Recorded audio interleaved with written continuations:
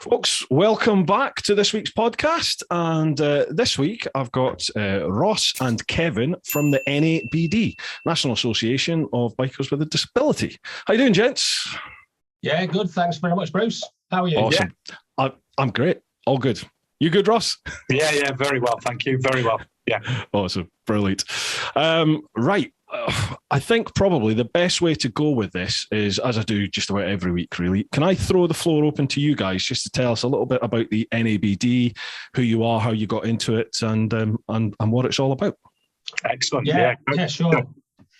So the NABD, we were set up in 1991 by 6 bikers from Stockport, Manchester, who had a friend who ended up having his lower left leg amputated in an accident. So there's this idea that actually there's no reason why that person couldn't get back on a bike and sort of start to ride again. And I was chatting with Ross before earlier on this afternoon, and I written this sort of 4 things that we do as an organisation. So one thing that we do is we sort of lobby government and the policymakers just to make sure that policy and the law allows for disabled bikers on the roads of the UK. Gotcha. We do sort of lobby, the European Union, and probably more so when we were a member of the European Union. But now probably it's going to be more so in the UK. The second thing that we do is we support disabled bikers in modifying their bikes. So there's a number of ways that we do that. We provide technical help, we provide contacts in manufacturers and in fabricators, and we also provide grants. And the interesting thing that I find about NABD is the fact that those grants are available to people who are members, but also people who are non-members. So if you've got a disability, you need to modify your bike. You can't afford to do it. You need a bit of a leg up. Then you can apply for a grant to NABD, and that application comes through to us. We have a look at it, and then chances are, in most cases, we will tend to sort of give you at least some of the money towards that adaptation that you need to do to your bike. Can I just say there was no pun intended there when you said you give them a leg up? I did hear it. I thought I'm not saying it at all. And then sort of the third thing that we do is fundraise, because we get absolutely no funding at all from government. Really? Absolutely. All of the funding that we get is through either fundraising with our members, fundraising with some organisations that we work closely with. So we have sort of business affiliates. We have other motorcycle club affiliates as well. And again, they'll help us out. We have our rally every year, You've Been Nabbed. And again, that puts some funds back into the organisation. But other than that, we have no funding from government. Why is that? Why does the government not do that then? Why does it choose not to allocate any funding? It's a good question. Ross, why do you think that is? I haven't got a clue. It's been one of those things we've looked at for years and years to see if we can get any government-backed funding or anything else, and there's just none out there. There's none available for this type of thing. So us as a charity, we have to exist the way we exist, by doing the fundraising we do. We've assisted the government many times. I mean, Kevin's touched on it a little bit there. Excuse me. We actually, and I don't think I'm being too in your face here, we actually wrote the codes that the government used for disabled people using vehicles on the driving licences. The chairman actually wrote all of those and said, if you've got this disability, it should go down as this code within the coding system on the licences. There are some times that we paid for things like that when we do things for the government, but not very often. So all of us do it out of the love for bikers, essentially. We're all bikers ourselves, or the vast majority of the bikers. There's very few of us on the committee that are actually disabled. Well, physical disabilities, there are a few mental ones between us. But yeah, anyway, that's essentially it. So we're self-supported, we're self-funded, we do it all ourselves. I'll come to that in a bit when I do some more on funding. Correct me if I'm wrong, but if you're disabled, there are grants and things available for cars, aren't there? Yeah. So Mobility scheme. Yeah, it's just deemed as a sort of hobby, isn't it? As a luxury. It's yeah. How would you combat or lobby that? Is that done via MAG? I mean, do MAG help you guys out? We're affiliate to MAG, BMF, etc. We all work in the same circles and everything else. This is really more for the chairman. It's not something that we as committee members actually get involved with. Okay. But to actually get funding from the government, as in the Motability scheme, etc. I don't know quite what the loopholes are there or anything else. I've never heard of it being done. That's not said that it hasn't been done, that Motability has been granted. But I think they only grant it on one machine anyway, and most of the time it'll be for a car. For a car, they consider motorcycles as leisure. I think there's an issue with impression, and I think the impression is that if you've got a disability, then what the hell are you doing riding a bike? Yeah. Because if you can balance on two wheels, and you can manage to get down the road on two wheels and get on and off it, then clearly you've not got a disability. And I think that's the image that people have quite a lot of the time. Is that, if you can ride a bike, then you're not disabled. And that's is completely incorrect. Totally. But I think that's part of the reason why the government and the DVLA and people like Motability, that they just don't sort of acknowledge it, and they don't sort of look at some of the vehicles that they could be available. You've got some fantastic tracks out there that are purpose built for people to use. You actually, you should be able to get under Motability. There are some great bikes there that are very easily modified, dependent upon your disability. And again, that should be available under Motability. It shouldn't be this sort of big issue about things. It should literally be as simple as, if you want a Ford car under Motability, then you can just as easily get a Z1000 under Motability. It shouldn't be. There shouldn't be a difference between that in my mind. No, there shouldn't, and it's frustrating because in my previous life, my previous employment, I saw that Motability scheme being exploited horrendously by many, many, many people. It seems like they're handing out money to certain cases without doing much research, and yet blanket banning people on the basis of it's for a motorcycle or trike or something like that. Yeah, it just doesn't seem right, doesn't seem fair, doesn't seem logical, does it? So how did you guys get into NABD then? How did that all come about? Oh, I think Ross was there pretty much at the start, weren't you, mate? No, not back in 91. Definitely not. I've been involved with the NABD. I ride motorcycles myself. I've done all the way through my life. So I went to various rallies over the years, same as you always do.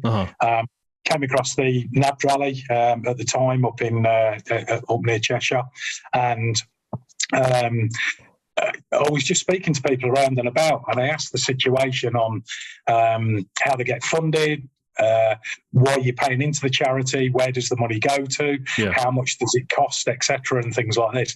And I was struck straight away that everybody I spoke to, and I spoke to 2 or 3 people around the event that said to me, essentially, if you put your pound in that pot, the whole of that pound is going to help somebody on the bike. Wow. I do things in business and everything else, and I know that everything has costs and everything else. And there's got to be, and I said, surely that can't be true. And I kept going around and finding different people. And eventually I struck onto the chairman. And he says, oh, I'm the chairman. All right, here we go then. How much money are you on, Mr. Chairman? And with this Bentley parked outside, That's the one, yeah. And with a few F's in there and everything else, he says, I'm not. And I don't get paid either. Right, okay. Now I'm starting to figure this out. Now I'm starting to figure off where this is going. And he said, you bought your ticket to come into this event You're going to buy some beer. You're going to buy some merchandise or whatever else you're going to buy here this weekend. And this weekend essentially runs the whole of the charity for the year. Wow. So I looked into the pound, shillings and pence and went through the sponsorship. And as you were looking around, a marquee was sponsored. The tent where all the marshals go to was sponsored. The fencing was sponsored.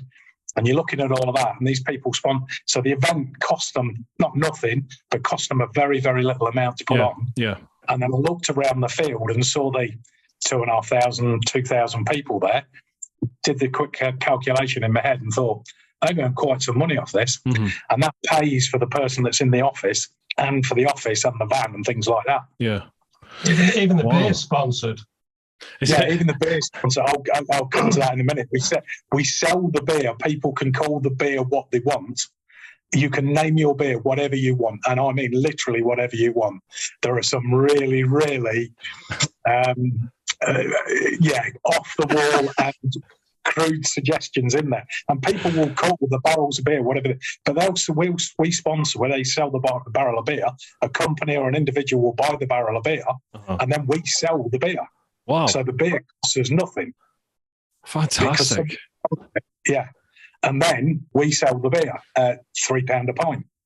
So it's not ripping people off at an event at £3 a pint for real ale. Mm-hmm. And some of them are session ales, some of them are, 8% ciders and things like that, £3.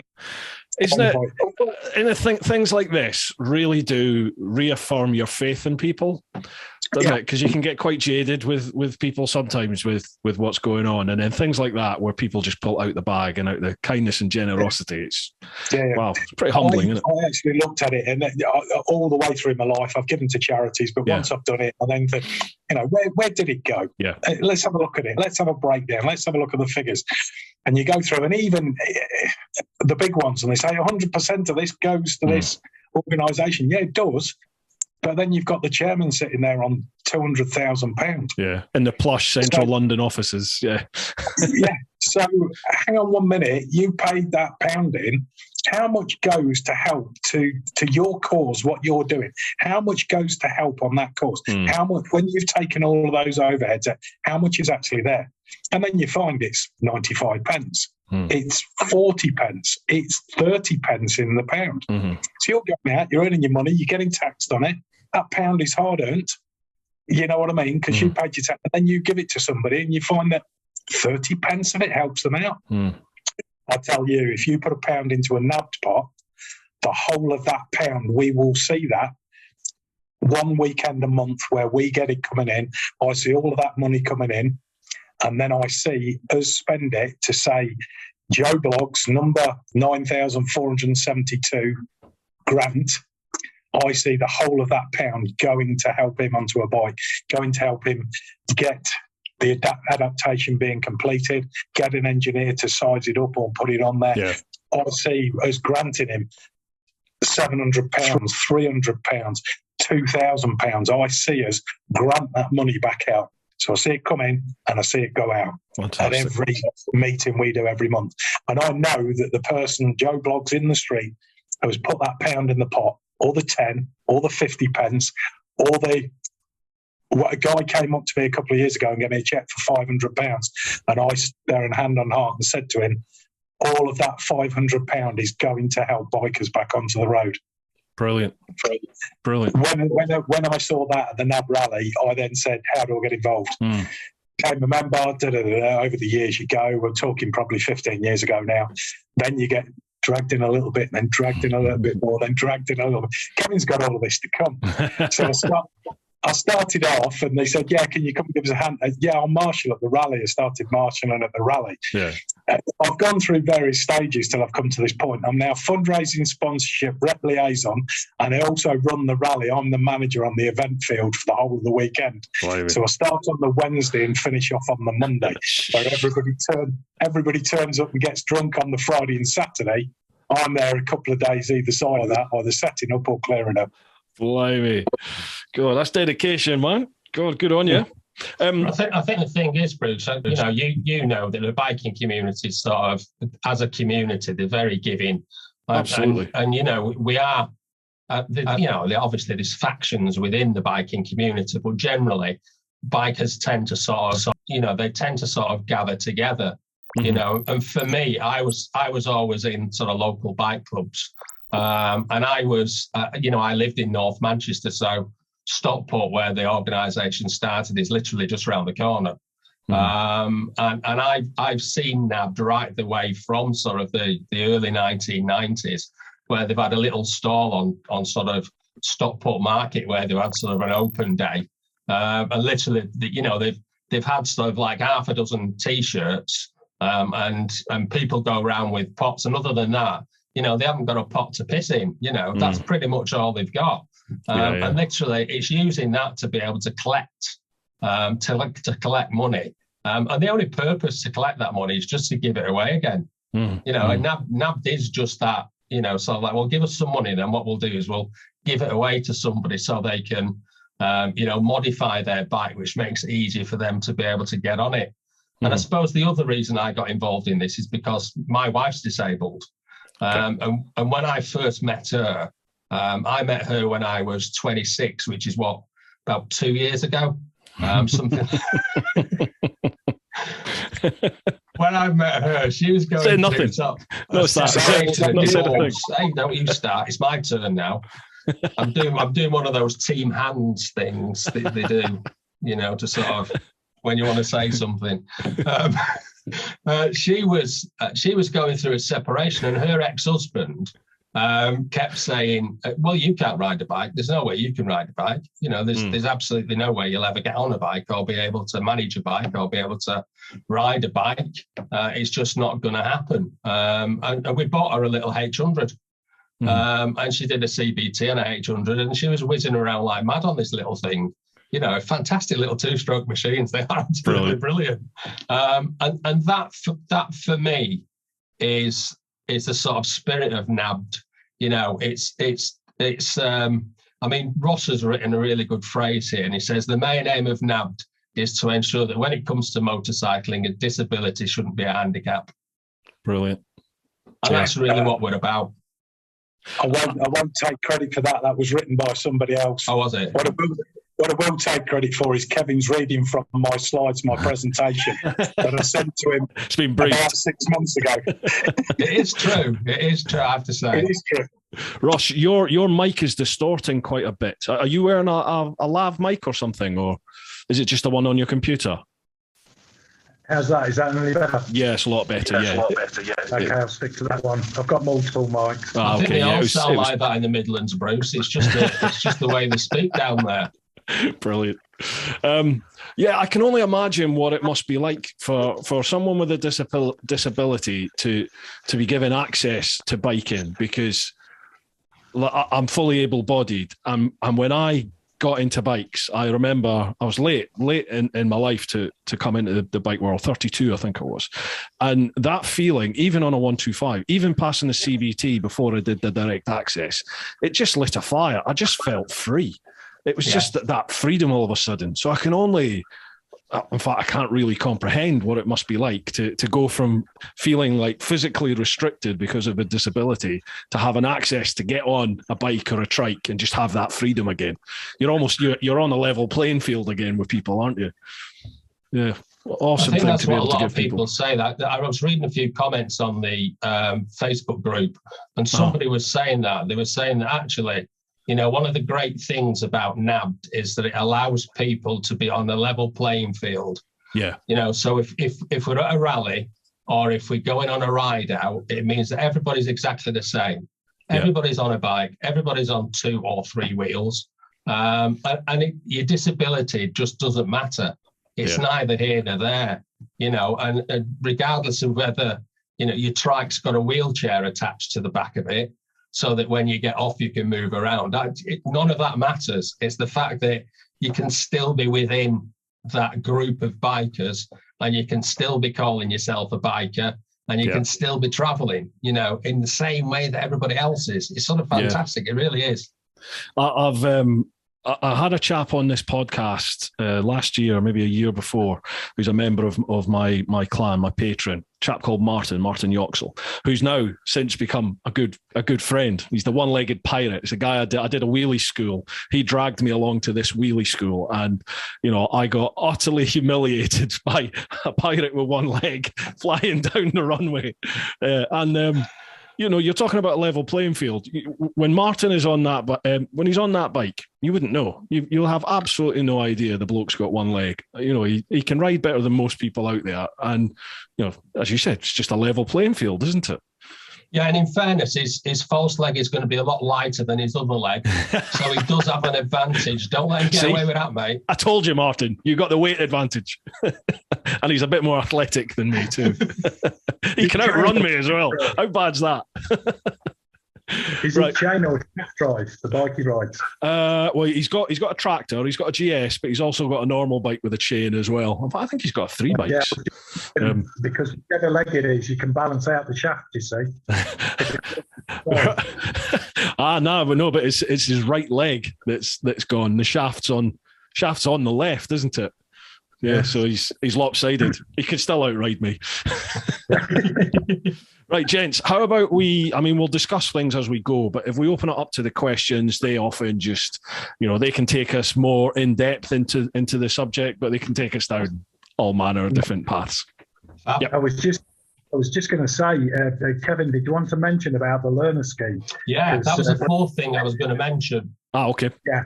The other thing that we do is we have a number of loan bikes.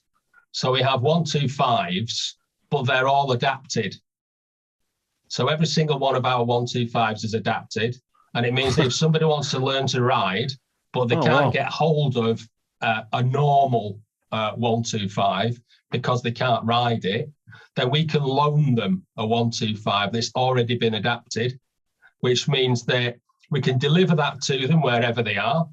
And then they can use that for however long they need it to be able to get through the CBT and to be able to get through their sort of Mod 1 and get themselves on the way then.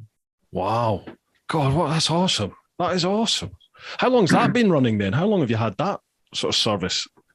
I've known that as long as I've been associated. Really? Well, years, yeah. Wow. Yeah, and we've got several that are adapted different ways. So sort of left-hand controls, so everything's taken from the right-hand side, up and down, and same with foot controls moved, and on handlebar controls, etc. So we've got different 125s that are adjusted for different disabilities. Okay. And then we loan them out at 3 months at a time. We don't charge them for the loan. All they have to pay for is delivery, and it's a one-off charge all over the UK. They pay for delivery, they insure the vehicle themselves, and then they can use it to get through CBT and their test right the way through. And then once they've passed the test, we'll then take the vehicle back and they go and buy the machine that they want to ride. Brilliant.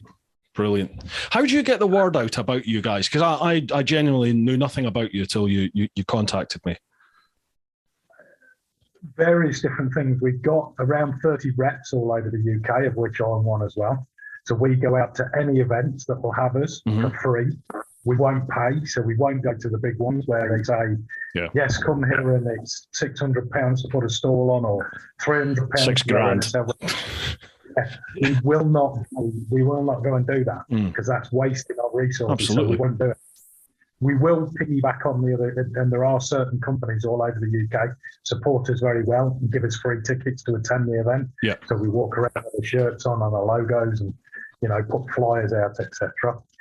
So that's it. It's word of mouth and being at the events, whether it's a bike festival one day, we've got a national stall, and then the reps all go out as well. And then things like this, going to either companies or people, certain companies will invite us in and say, we'll be, you could be our chosen charity for the year. Can you come and tell us what you do? Hence why we've got that presentation that Kevin's ripped off of me and is scurrilously using behind my back to be scripted.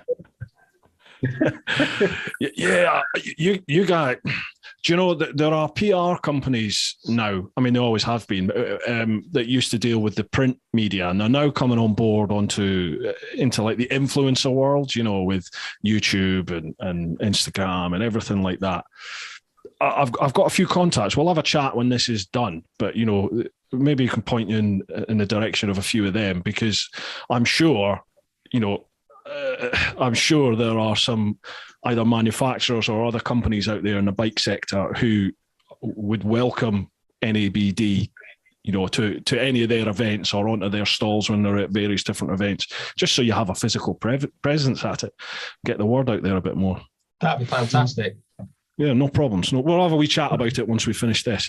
Gents, do you guys have a tipple, a cup of tea, cup of coffee, a beer, anything at all?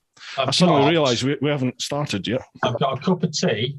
I've got some water because I was told not to bring gin and tonic. All right, okay. And I've got some Cadbury's mini eggs. Brilliant. You're stocked up and ready to rumble. That's my little tuck shop. I have a beer because this is about the only time I drink beer, really, unless I'm away on a tour somewhere, is during the podcast. So, gents, slange. I should have done this at the start. To your health. It's good health. Lovely. Right. How about we fire across now and start some questions? There's actually a lot of questions. The NABD is pretty popular, and it seems a lot of people have experience with them. What I need to do is, like you guys, I sort of exist because I get sponsored. So I have a couple of sponsors to read out. I'll just do the first one. I'll keep them very quick. Bear with me. Right, folks. Bru Time is sponsored by Ultimate Add-ons. Now, Ultimate Add-ons, they provide mobile phone and action camera mounting solutions for bikes, for pedal bikes, how old do I sound? Bicycles, bikes, all sorts of different vehicles. They do a multitude of different dustproof, waterproof, weatherproof, vibration-proof cases for all different types of phone. They do generic ones as well. And then they also do a whole load of different mounts. You know, you get ones that go into the yoke on your bike, you get clamps that go anywhere on the stems. I use one from the push bike sector called the Helix strap mount, which is just like a ratchet strap, basically, with a ball mount on the end of it, and the case sits on that. That's the one I've been using for almost the last 5 years, 4.5, 5 years now. I've had no issue at all with vibration affecting the camera. I did have it once with a new mount they brought out, which was a rigid thing. That damaged my camera. I've never touched it ever again. I don't think they even do it anymore. I stick with the Helix strap mount and the case for my phone. It's brilliant.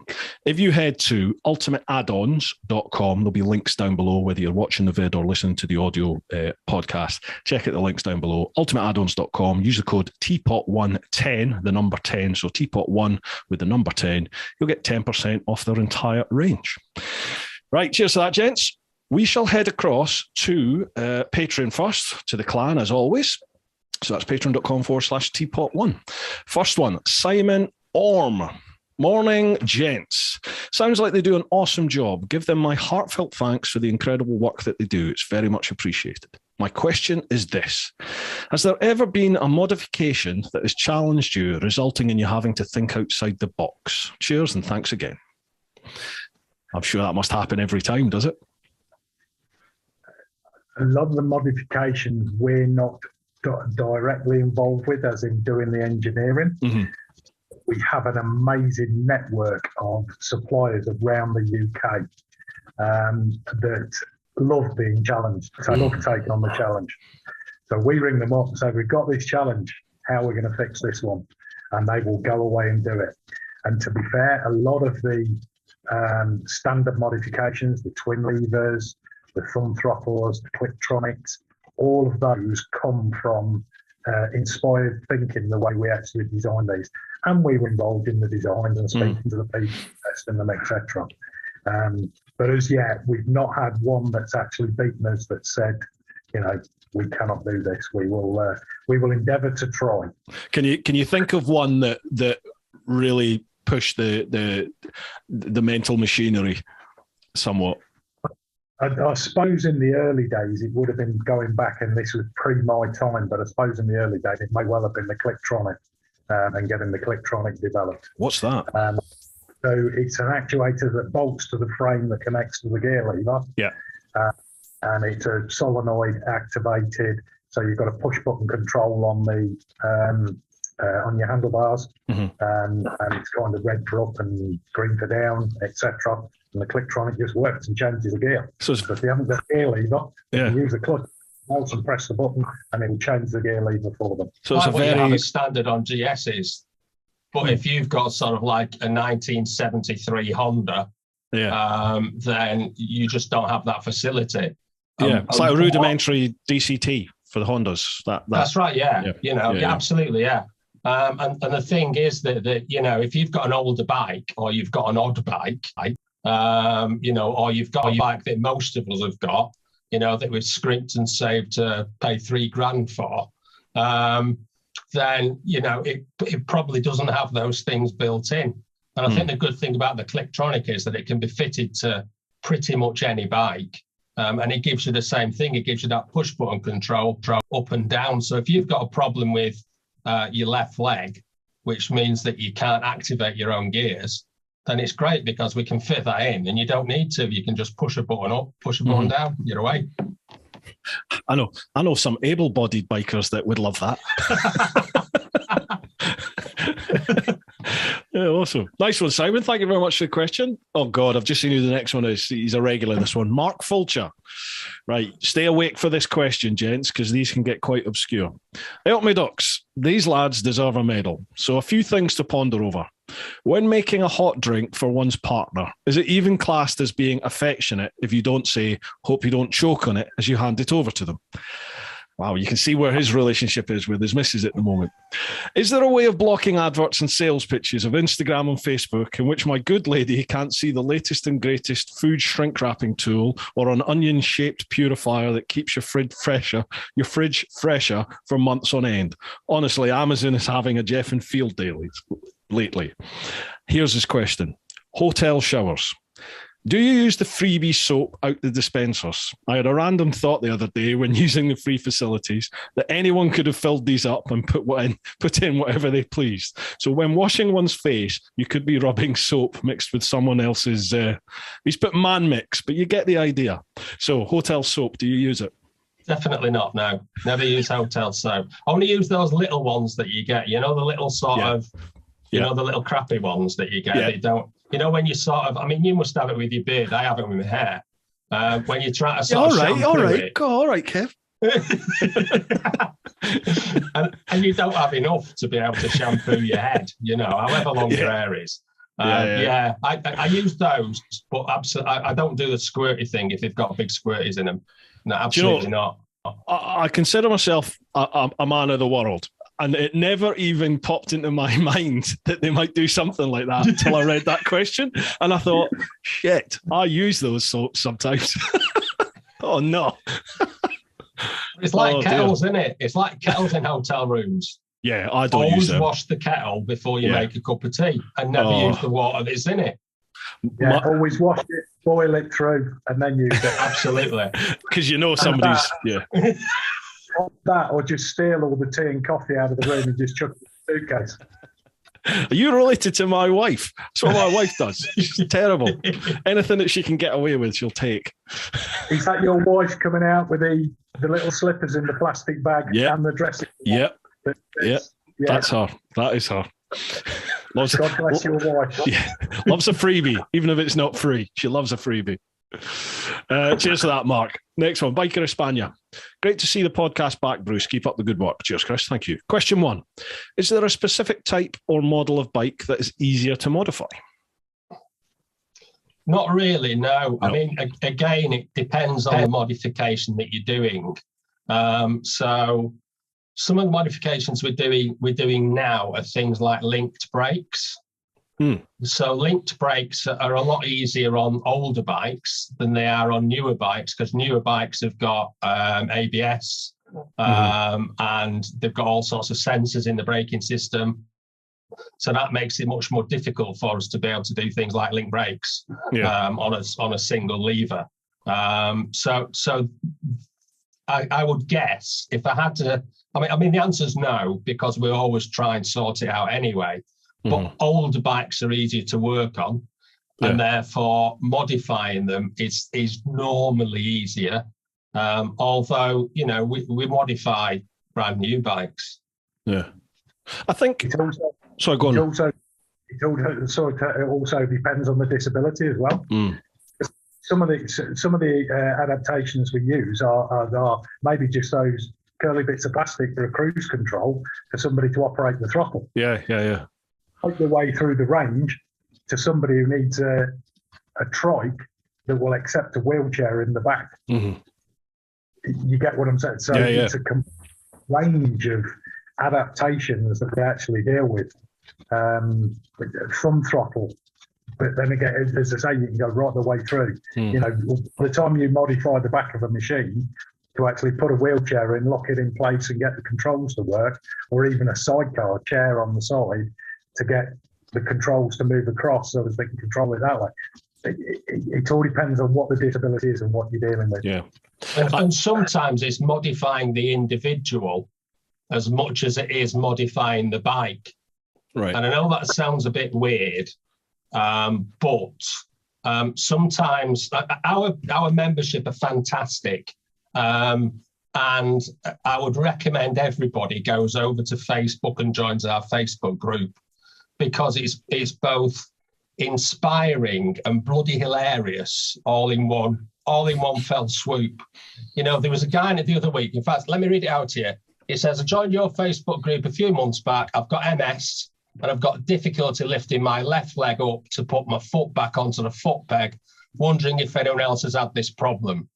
And somebody says, so I set off and I keep my right, weaker and limited movement leg out for a short while when I set off. And then quickly I stand up using my left leg. So puts his left leg on the peg, stands up, and then grabs hold of his leg, the weaker one, and puts it onto the peg, and then sets off.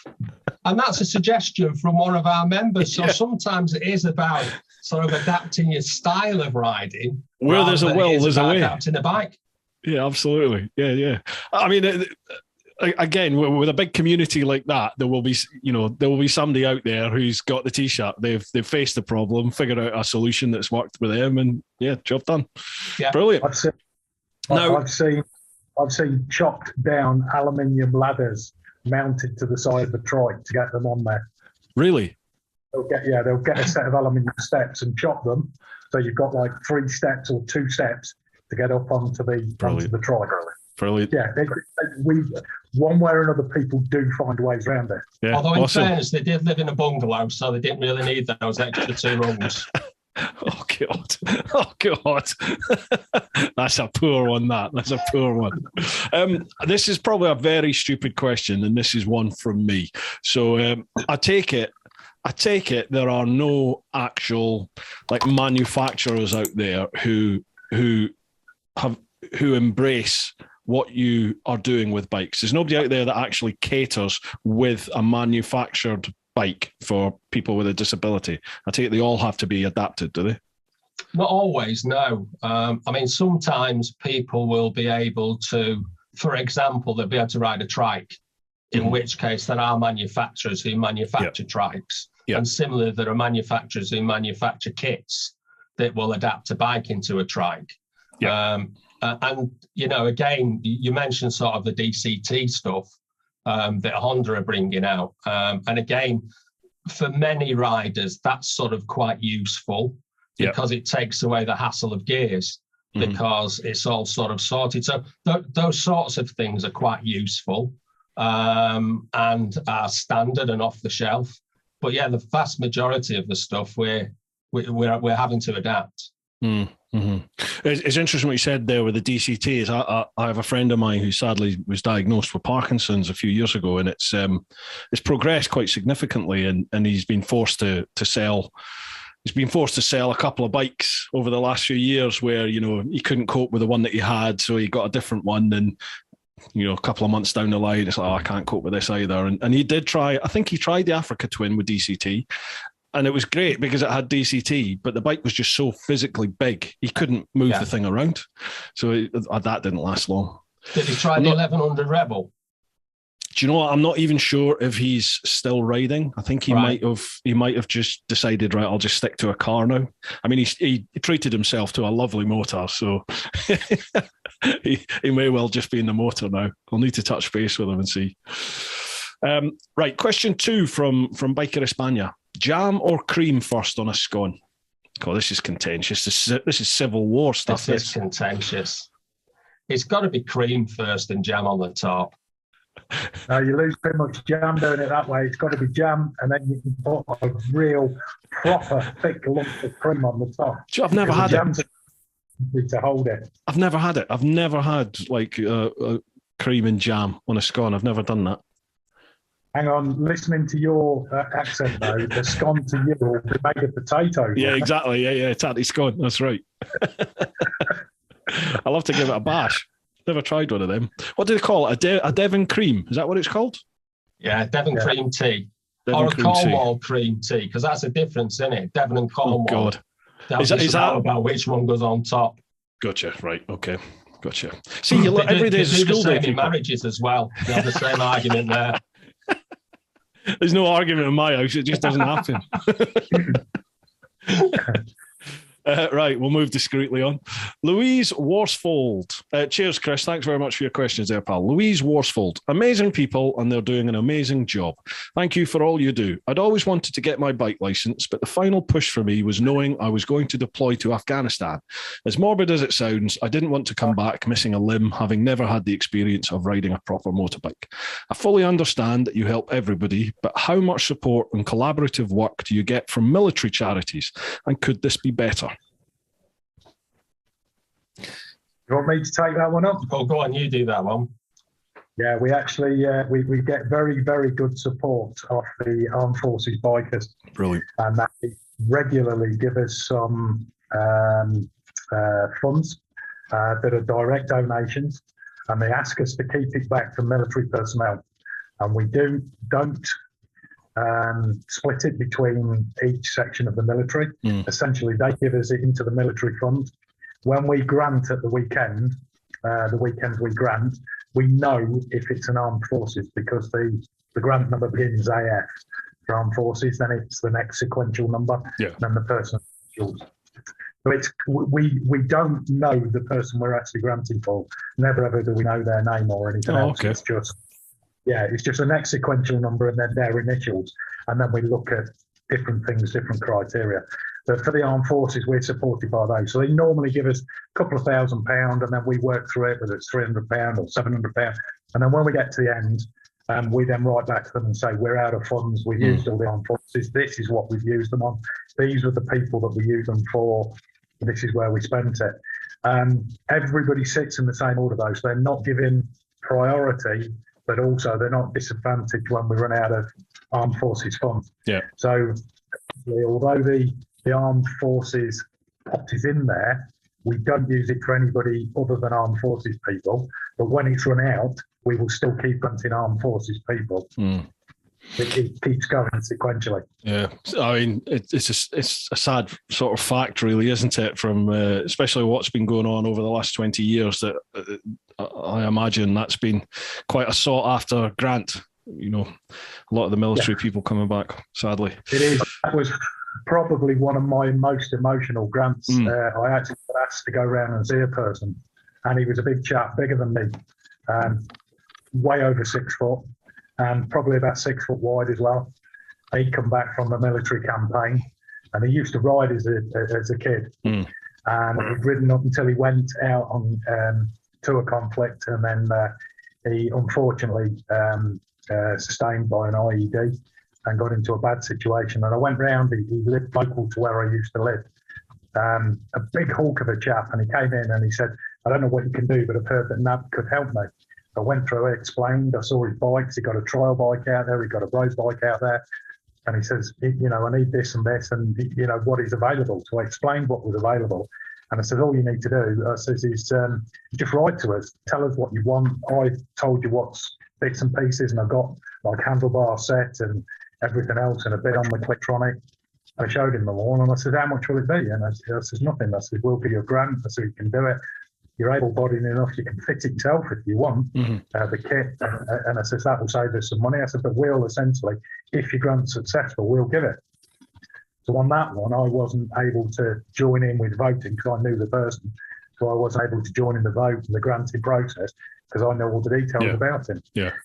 So when I went, both his missus and him and they've got like a reasonably grown-up child, and they're all there in tears because what I could do for him and the fact I could get him back onto the bike.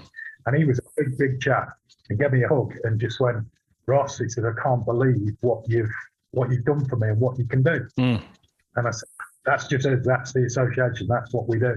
Mega. The next meeting, there was this grant application. I abstained.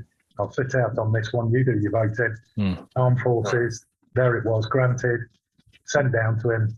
Text came through. I've got my kit. I'm fitting it. I can get back out on my bike. Brilliant. Excellent. And that sort of stuff, it's invaluable, isn't it? You can't put a price on what that's probably done for the guy and for his family. Just for your mental health. You know, if nothing else, just mentally what that must do to get a level of independence and normality back into your life after something like that. Awesome. Sorry, go on. Freedom. Yeah. It's freedom. Yeah. We all know what that ride a bike. Yeah, we spoke about it, didn't we?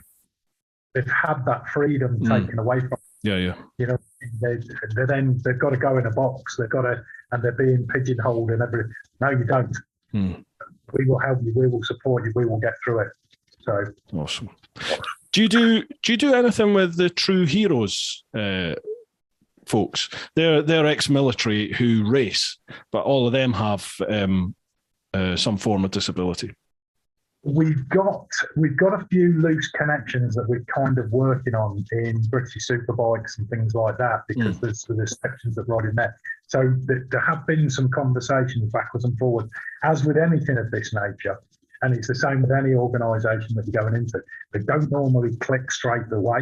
Right. It's normally a slow burn. Yeah. Go through, and even to the point that sometimes it can take a couple of years till you get to the end of it, and then all of a sudden it's just we've got a partnership and a collaboration. There's a lot of things going on behind the scenes. You mentioned about manufacturers, and there's a lot of things going on behind the scenes about those that we can't discuss yet. Yeah, but we have met with these people. And it's kind of, they're slow burning because nobody's got big checkbooks to give away money and everything else. I get that. So, we're hoping a few of those come to fruition. So True Heroes is another one we're aware of. I think if any organisation wants to get in touch with us because they think, between us, we can do some good for people, then, we're very happy to hear from anyone. And what would be the best way for people to do that then? Via your website? I think, just go onto the website and just email us because, as Ross said, the only paid member of staff that we have is Julie in the office, and we can always guarantee that if you send an email into NABD, it is going to get picked up and it is going to get sent over to the relevant volunteer who deals with that area. So I think, go onto the website, contact us on the website. Brilliant. Sorry, go on. The way the association works with Julie's a very busy person. We could do with 3 Julies. She is so special and so precious to us. So please don't email the office. If you go onto the website, nab.org.uk, you go in there, there's a contact page in there. Kevin's on there, I'm on there, the chairman's on there, the vice chairman's on there, the secretary's on there. You can literally click on the link and email any one of us, and we'll pick it up. And even if it's not us that deals with it, we'll get it to the relevant person to deal with it.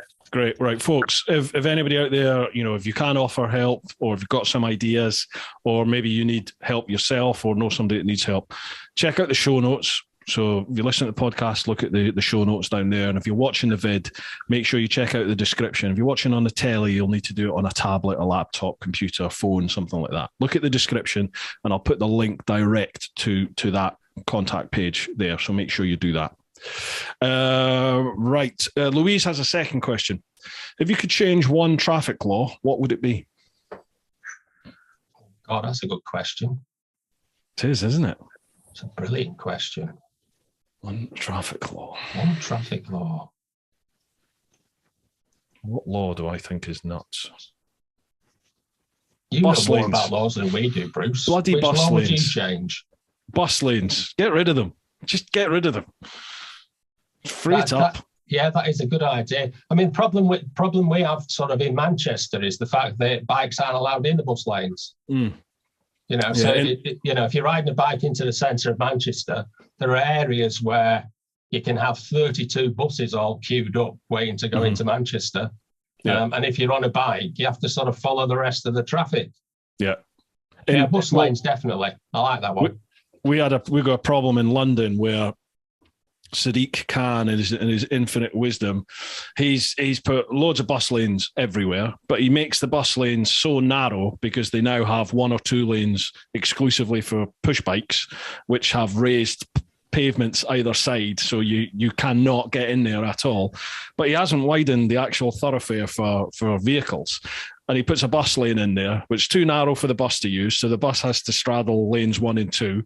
And then everything else is crammed, into those 2 lanes if they can fit. And as a biker, you cannot fit. You cannot filter. It's too narrow.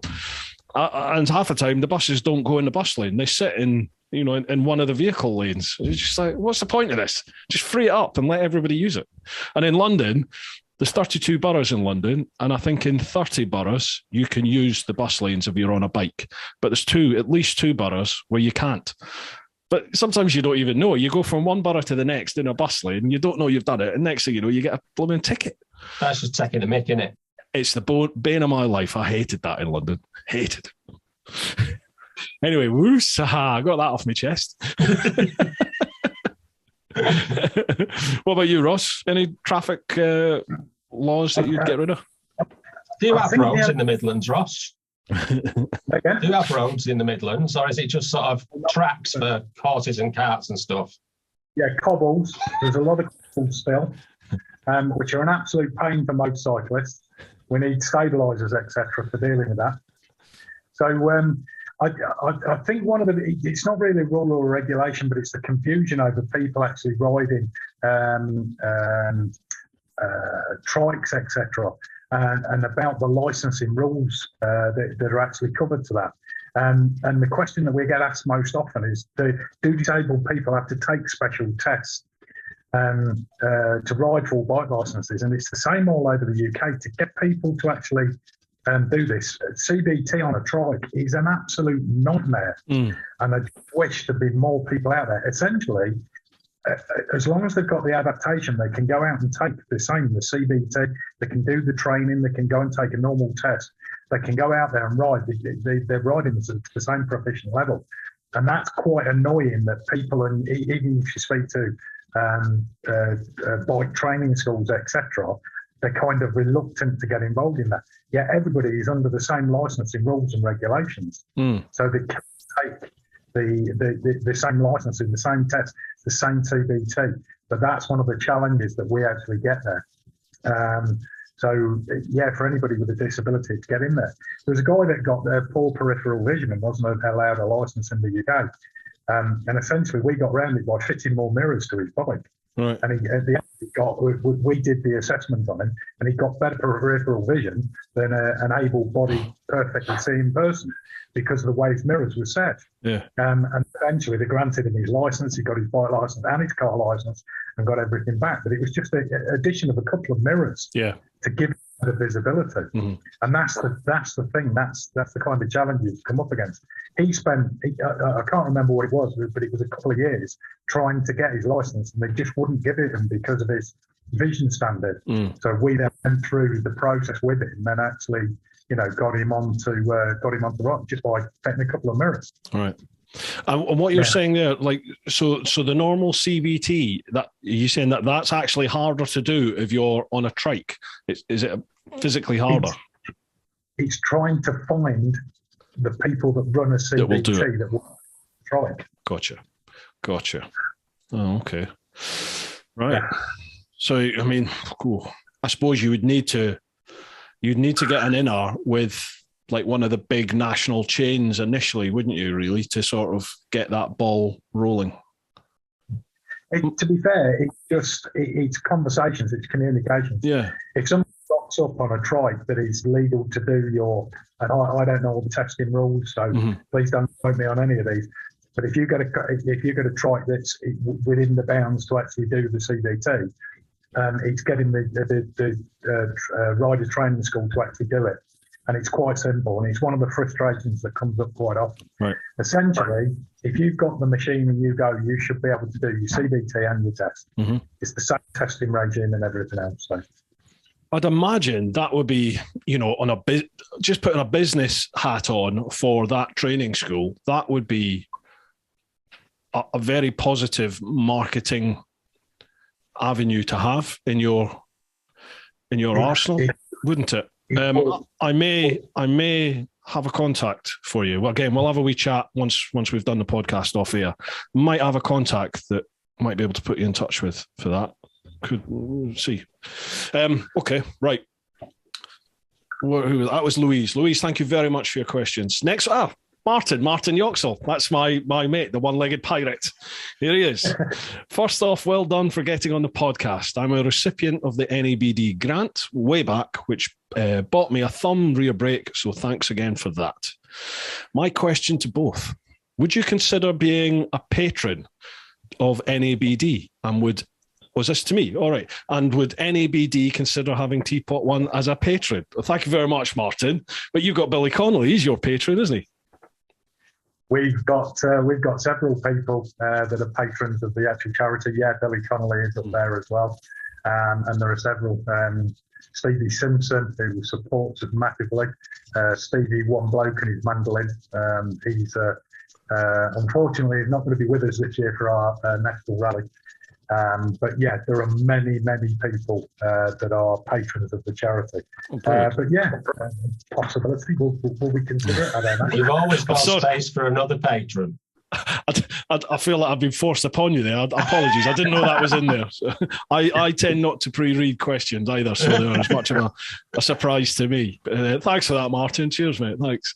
Your second one. Back in the day, the internet wasn't as easy a tool to use as it is now. For example, I can remember waiting for my paper copy of Open House magazine to be delivered, whereas it's online as well now. I also struggled at the time to find any info on adaptions. Prosthetics, especially as it tends to be something researched after the main event. So the question is, with YouTube being a prime example, are there any plans for a stronger presence on the socials? I've got to admit, when I was trying to do some research on you guys, but before the podcast, I've got to say, your social presence is horrendous. It was hard trying to find out some information, so I'm glad you sent me a little pack.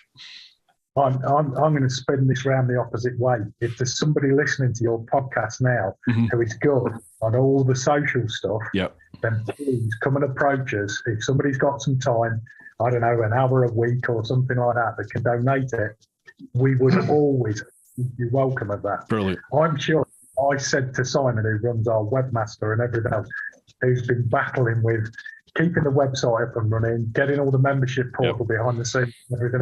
I'm sure if I said to him, Simon, can we do some stuff on Instagram, Twitter, TikTok and all the rest of it? And he would have an absolute fit and he will be properly on me. We do as much as we can, and a lot of us give a lot of time. Appreciate it. Above and what most people do. And like I say, we give it for free. So we all have lives, we all have jobs, we all have different things to do. To push the people that we've got inside the committee now to do more is probably not a good idea. No, exactly. Because I think I definitely agree, though. We have to acknowledge it is a chink in our armour. And having for example, having a YouTube channel where we could show adaptions happening in real time. I mean, there's some of that on within the Facebook group and on the Facebook page. But yeah, I mean, absolutely. I think our socials are the one thing that if there was anything that we could change or improve, that would be at the top of the list.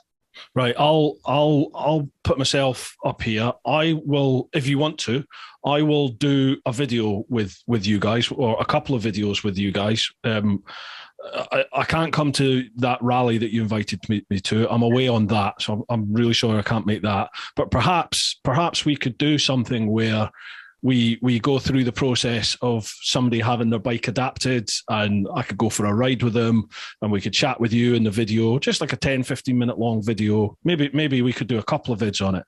But I'll have that on my channel, but I'll give that vid as well to you to put up on your own socials and your own YouTube or something. The other thing there, anybody, folks, anyone that's out there that is willing to sort of handle an Instagram page or something like that for these guys, or at least have a little, maybe a telephone or a Zoom meeting with them, and maybe just see how you could help or give them some advice, that would be, again, very much appreciated. I think, chaps, the thought of what you're saying there, of you've already got a team of amazing people who are doing this out of the kindness of their heart. And social media these days, it is becoming a real exact science. So you don't want somebody who's already stressed and doesn't really know what they're doing and is, figuring their way out on it. You need someone that knows what they're doing. Again, we'll chat about this afterwards. I think there could be scope to get one of these specific PR companies on board who they also handle that. They handle the social media presence for a lot of people. Because at the end of the day, we'll chat about it off camera, but I could see that maybe being a bit of a goer for, I know a couple of people that might be interested in having a wee chat with you. So we'll see what we can do with that. We'll see what we can do with that. Fantastic. It's the first thing people do, though, isn't it? These days, it's the first thing people do when they want to find out about something. They either YouTube it, or they Google it, or they search on any of the socials. We're old school. Yeah, I know. Come on the 6th of May in Cheshire at Cheshire Showground. Come on, buy your ticket, bring your wellies, and just come up and have a beer with us in the middle of the field. I'll be there, getting soaked or sunburned or whatever. Come and have a beer with me. Brilliant. Right, that's another thing to do, folks. We're bikers. We all love music. We all love a beer. We all love a get-together. But 6th of May, whereabouts is it again? Sorry? Cheshire Showground. Again, it's on the website. The tickets are available on the website. Okay. Very good value. Come on, bring a tent or stay in the local hotel and use the whatever it is out of the soap dispenser on the side. Do whatever you do. Just come up and see us. Buy yourself a ticket and come and see me. I'll be around, normally with my hair on fire on the back of a quad bike with a radio with a shouting at me. But I still get time for a beer. Come and tap me on the shoulder. Sounds too good. I've got to try and rearrange something. And £3 a pint. You have to think £3 a pint. Who would listen? Would you ever have thought that £3 a pint would be a bargain? And it is nowadays, isn't it? It's a bargain. 95p a pint was, I remember, when I started drinking in Glasgow. 95p.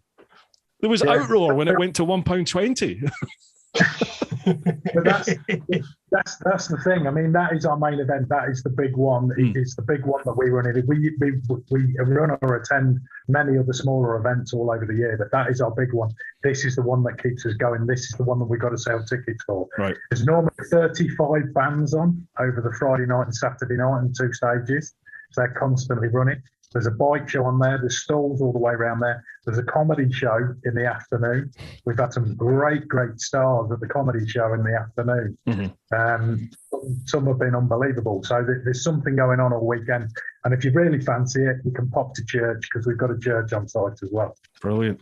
Right. Well, I'll tell you, I'll need to get some promo stuff off of you, and I will start posting about that on my socials as well. We'll make sure we drive people to it. Martin's got a second question.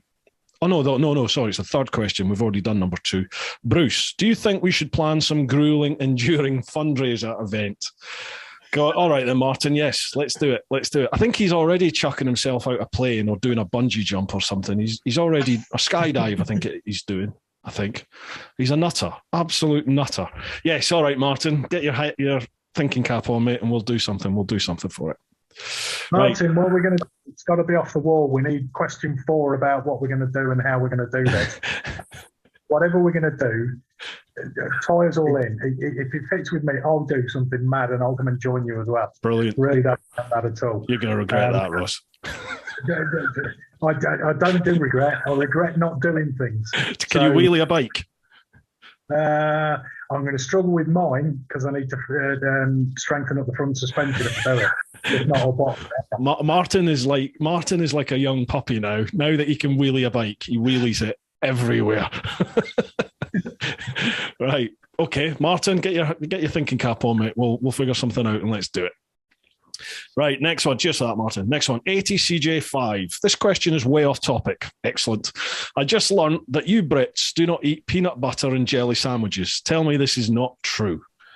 It is true. It is true. He's an American, and it is wrong to put jelly, as they call it, which is jam, with peanut butter. That is just so wrong. I'm totally the opposite. I had peanut butter and jam before I even knew peanut butter and jelly was a thing. I used to do it as a kid and thought this is lovely. And then I saw the Yanks were doing peanut butter and jelly and thought, why would you put jelly in a sandwich? Realizing it was jam. It was like, oh yeah, I already do that. All right, the thing okay. the Americans have missed out on is having a growler. What? Go on.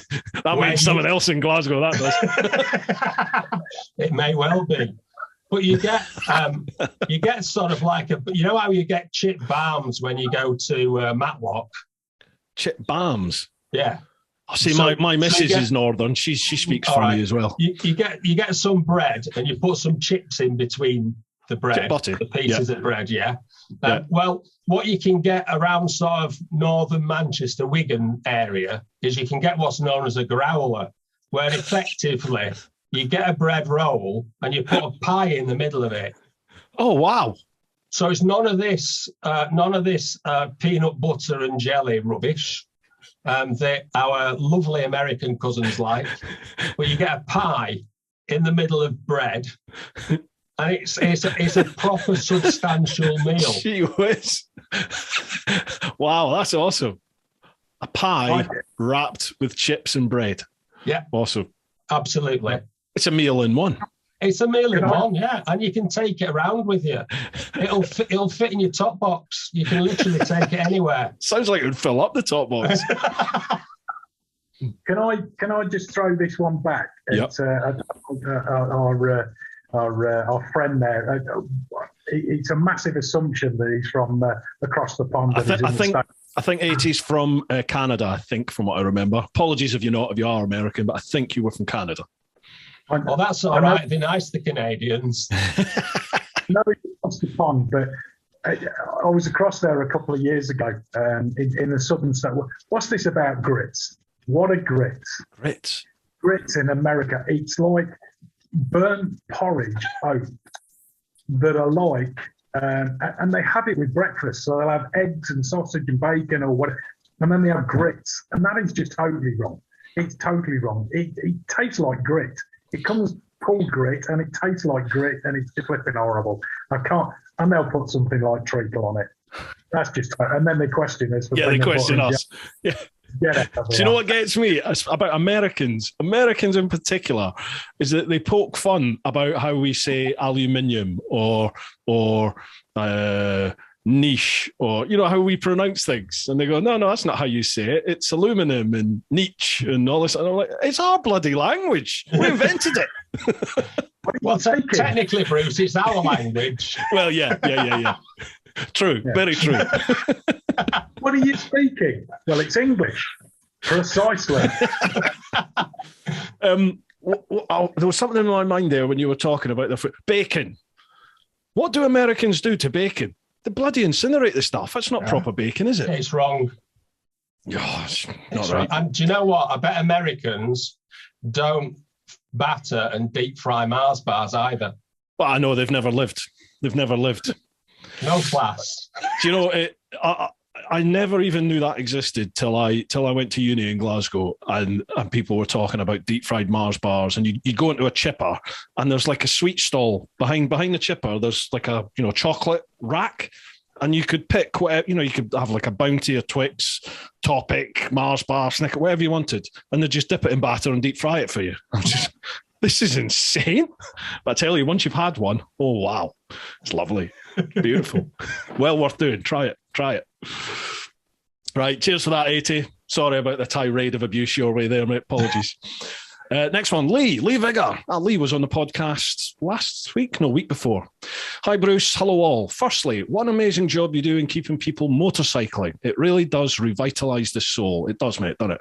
Have you ever had an engineering requirement for a disability that you could just not achieve? And also, what is the best brand of motorcycles to adapt? We touched on that one, yeah. Is there anything, have you ever had one where you've just not been able to do it? There's not one that I've known of that has been, we've never turned one down.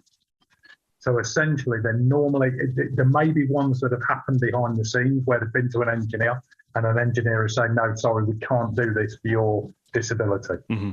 But we don't get that because they're obviously not looking for a grant at that stage. Right. So as far as I'm concerned, there have been none that have been rejected or turned down. So yeah, that's the answer to that. And Lee, absolutely love the dog. Love the dog. Buddy is amazing, isn't he? I couldn't believe he just sat there. And then when Lee put the helmet on him, I was just blown away. My dog would bite my face off if I tried to do that. It was awesome. Nice guy, Lee. Very, very nice chap. Very nice. Next one, Carl Laidlaw. Hi, Bruce. Rick? Oh, Rick hasn't turned up. Hi, Bruce, Kevin, and Ross. What are the chances of doing an NABD rally at the original site in Edale? Obviously not the main one, but a smaller one. I was very proud to be involved in the Edale rally, playing there for you guys, and so many more afterwards. Oh, his band was called Killer Instinct. Thank you for that, and thank you for everybody that comes and supports us. Most of the bands come and support us, and they'll do it for very little. A lot of the times only travel expenses. Sometimes they do it for absolutely free. They just throw the money back. I know because I'm in the control tent and they come in and they say, oh yeah, I've got £50 worth of expenses, and they chuck it straight into the pot. Really? So thank you for all the bands, all the musicians, everybody who supported us over all the years and everything else. As far as with the rallies, we look around at running rallies at different venues all over the UK. We used to have the North and South. We used to have the one out at Snowdon, and then we have the National. And gradually over the years, partly because of age, partly because of people to actually run them and getting them organised, partly because of venues and getting the right venue, because we don't like to use anybody else's venue. We like it to be kind of exclusive for us. Mm-hmm. So there are great biker venues all over the UK, but we don't like to be associated or fit onto the back of them. Right. It's not been said that we're not going to run any more rallies. We will definitely keep the National going. We're still going to look at Autumn Madness further south, and we're going to look at all the others to try and resurrect them and get them in different areas. It's, yet again, time and people power. We need willing bikers, males, females, to come in and help us out. So anybody out there, come in. It doesn't matter where you are in the country.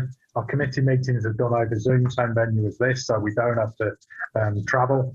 But yeah, it's people really. It's getting people involved, people who know about it, and people who are willing to give us some time. And then we'll look at it. Rick and myself have said we're going to go and try and search to try and find another venue set more south in the UK, sort of like the M4 corridor-ish across the UK to try and run an Autumn Madness again. And then we did it up north. We did NABD in the Trossachs all those times. We look again, but it's finding the right people who have got time to actually put time to it.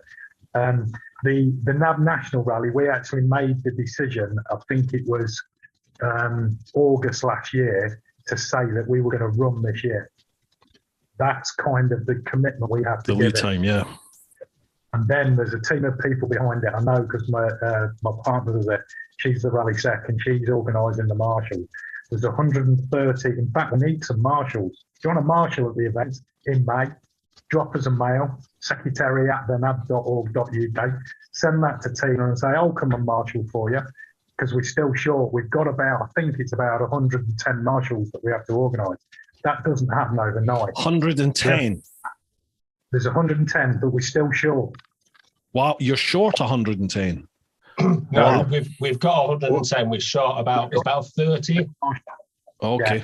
We're Gosh, still a lot, looking right? around 30 to run the event. Okay. And all you have to do, you come up to the event, you have to do 12 hours over the weekend. So it's normally 4 on a Thursday, 4 on a Friday, 4 on a Saturday, or 4 on a Friday, 4 on a Saturday, 4 on a Sunday. Or there's some people that come and will do 8 hours on Friday and then do 4 hours on Saturday or Sunday, and then party the rest of the weekend. But yeah, again, the volunteers. We do food all over the weekend. I think you have to make a donation of 10 quid and then you get a ticket and you get a breakfast in the morning. These are hot cooked meals in the tent and tea and coffee all weekend. You can just walk in there, and then food in the evening or lunch or whatever. And then there's a big party on the Sunday where there may be some alcohol drunk and there may be some bands hanging around and there may be a bit of food there as well on the Sunday night. And then Monday, there's a lot of people with bad heads usually. Yeah. I don't think it's back to the food or the music. I think, as Ross says, if anybody's interested in sort of getting involved in NABD, then being a marshal at You've Been NABD is a really good way of getting to know all of us as an organisation, as well as doing a little bit of good, you know, for NABD. But also, it's a great way of getting a free weekend, pretty much, away. So you get all the bands for free. You get a chance to be able to hang out with the rest of us at the rally, and it's a great way, just a great introduction for people to be able to come along. So yeah, if you want to be a marshal, definitely. For anyone that is considering it, what is expected of them? What do they need to do? Like, what is the role of a marshal? 12 hours. Yeah, but what do you do when you're there? Work behind the bar, organise the bands at the back of the arena, right. pick some litter up, go and direct a bit of traffic, park people in certain areas. That's about it. We do nothing on toilet duty or anything else because that's covered by an outside contractor. So there's nothing involved in any of that. We don't do anything on security because we have our own private security firm on site. We don't need people for that. It's just general stuff. Walking around. We need people to organise a bike show, people to go around and sell raffle tickets, people to go around and fence the areas off. So there's all of these jobs that need doing. And then pick litter on the Sunday and load trucks up and get stuff out of there. And that's it. So there's nothing too onerous in there. And essentially, you turn up for the whole weekend. You can come in on the Thursday, whereas punters aren't allowed in on the Friday. And then you can stay till the Monday. You can camp on site. As I say, we have plenty of parties, and we expect 12 hours work out of people. How you want to split that is down to you. Brilliant. And there are some people there's various people that do more, and they just say, I've done 4 hours on the car park. I'm fine for a bit. Don't fancy a beer yet. Can I do some more? And then they'll go around and do it. Nice one. Right, folks, if there's any of you out there that fancy it, or even if you just want a wee bit more info before you decide, again, check out the show notes, check out the vid description. I'll put that link, who you need to contact down there. And you're going to be helping out. And obviously you get a free weekend out of it as well, don't you? You get to be part of it. Carl also says, I think this is when he thought Rick was coming. He says, Rick, how do you find the time to do all the things that you're involved with? Comedy, roadshow, Hedgehog Hospital, and chairman of the NABD. You deserve a pint, my friend.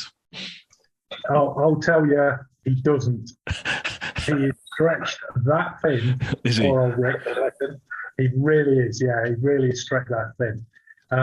But he's still the mainstay of the organisation. He's still fully behind it. He's still fully committed and everything else. You can get hold of him when you want him if we need him for desperate things. But he is spread very, very thinly. Sounds a top man. Next one, Charlie Callard. Evening all. How you doing, Charlie? So it's a two-parter from me. Question 1. Is mint sauce only for lamb or for any roast dinner? Ooh. Or you can have it in a sandwich. You can. Yeah, good point. Mint sauce in a sandwich, bit of cheese on it. Oh, fantastic. I've never had that. Especially Lancashire cheese or Cheshire cheese, the crumbly stuff. Leicester, red Leicester. Oh, you don't want any of that. That's plasticky. You want sort of you want nicely coloured cheese, sort of proper cheese, and the stuff that's crumbly, mint sauce on it. It's beautiful. Crumbly cheese. that all about? It's crumble chips. That's French, isn't it? I love how Ross is having a go at ATCJ5 for having peanut butter and jelly. And then you're talking about mint sauce with cheese in the sandwich. I've never heard of that. I'm gonna have to try that out. Okay. Top tip. Go on. Sorry, I was just saying a top tip. I'm going to try it. I've not had my dinner yet. I'll try that after. Question 2. Do you believe in or have lucky underwear? Do you know, I don't think I do. No. I've got favourite underwear, favourite pants. I think you need to take this question on a bit and actually run with this. And I kind of get this, and I've heard this about people having favourite underwear. But I think, do you have a process for actually putting your underwear on?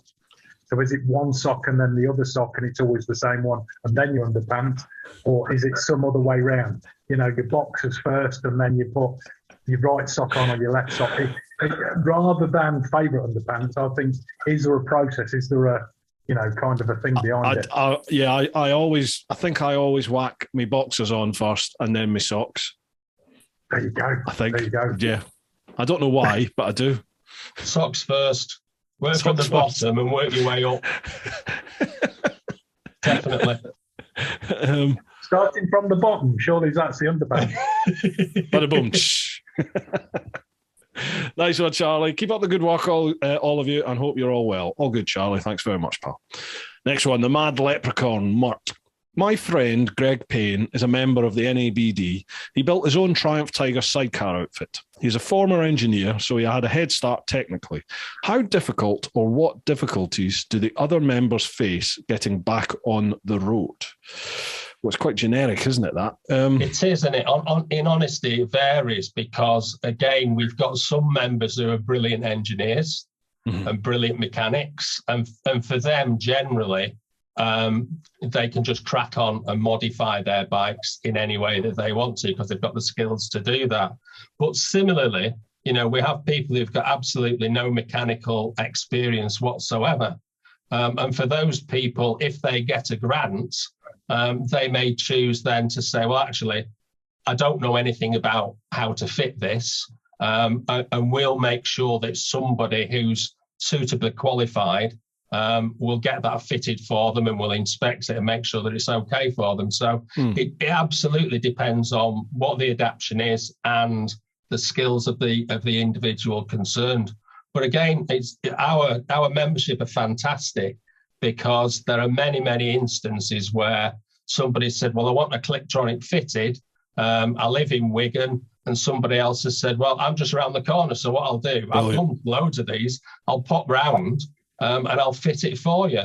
So our members are absolutely fantastic in supporting all of our members to make sure that they get that. And if that's not possible, then as Ross said earlier on, we've got lots and lots of different fab and engineering shops that we can put people in touch with, and they've got fantastic technical skills. Brilliant. I think generally bikers who get involved in any sort of group activity thing, they all tend to be like very generous, giving people. I've found, like bikers that all get involved with a charity organisation, they're all up for all hands to the deck and everybody helps each other out.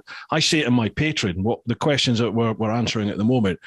I do Patreon meetups and ride-outs, and then they've actually themselves set up their own little private Facebook group so they can all get to know each other.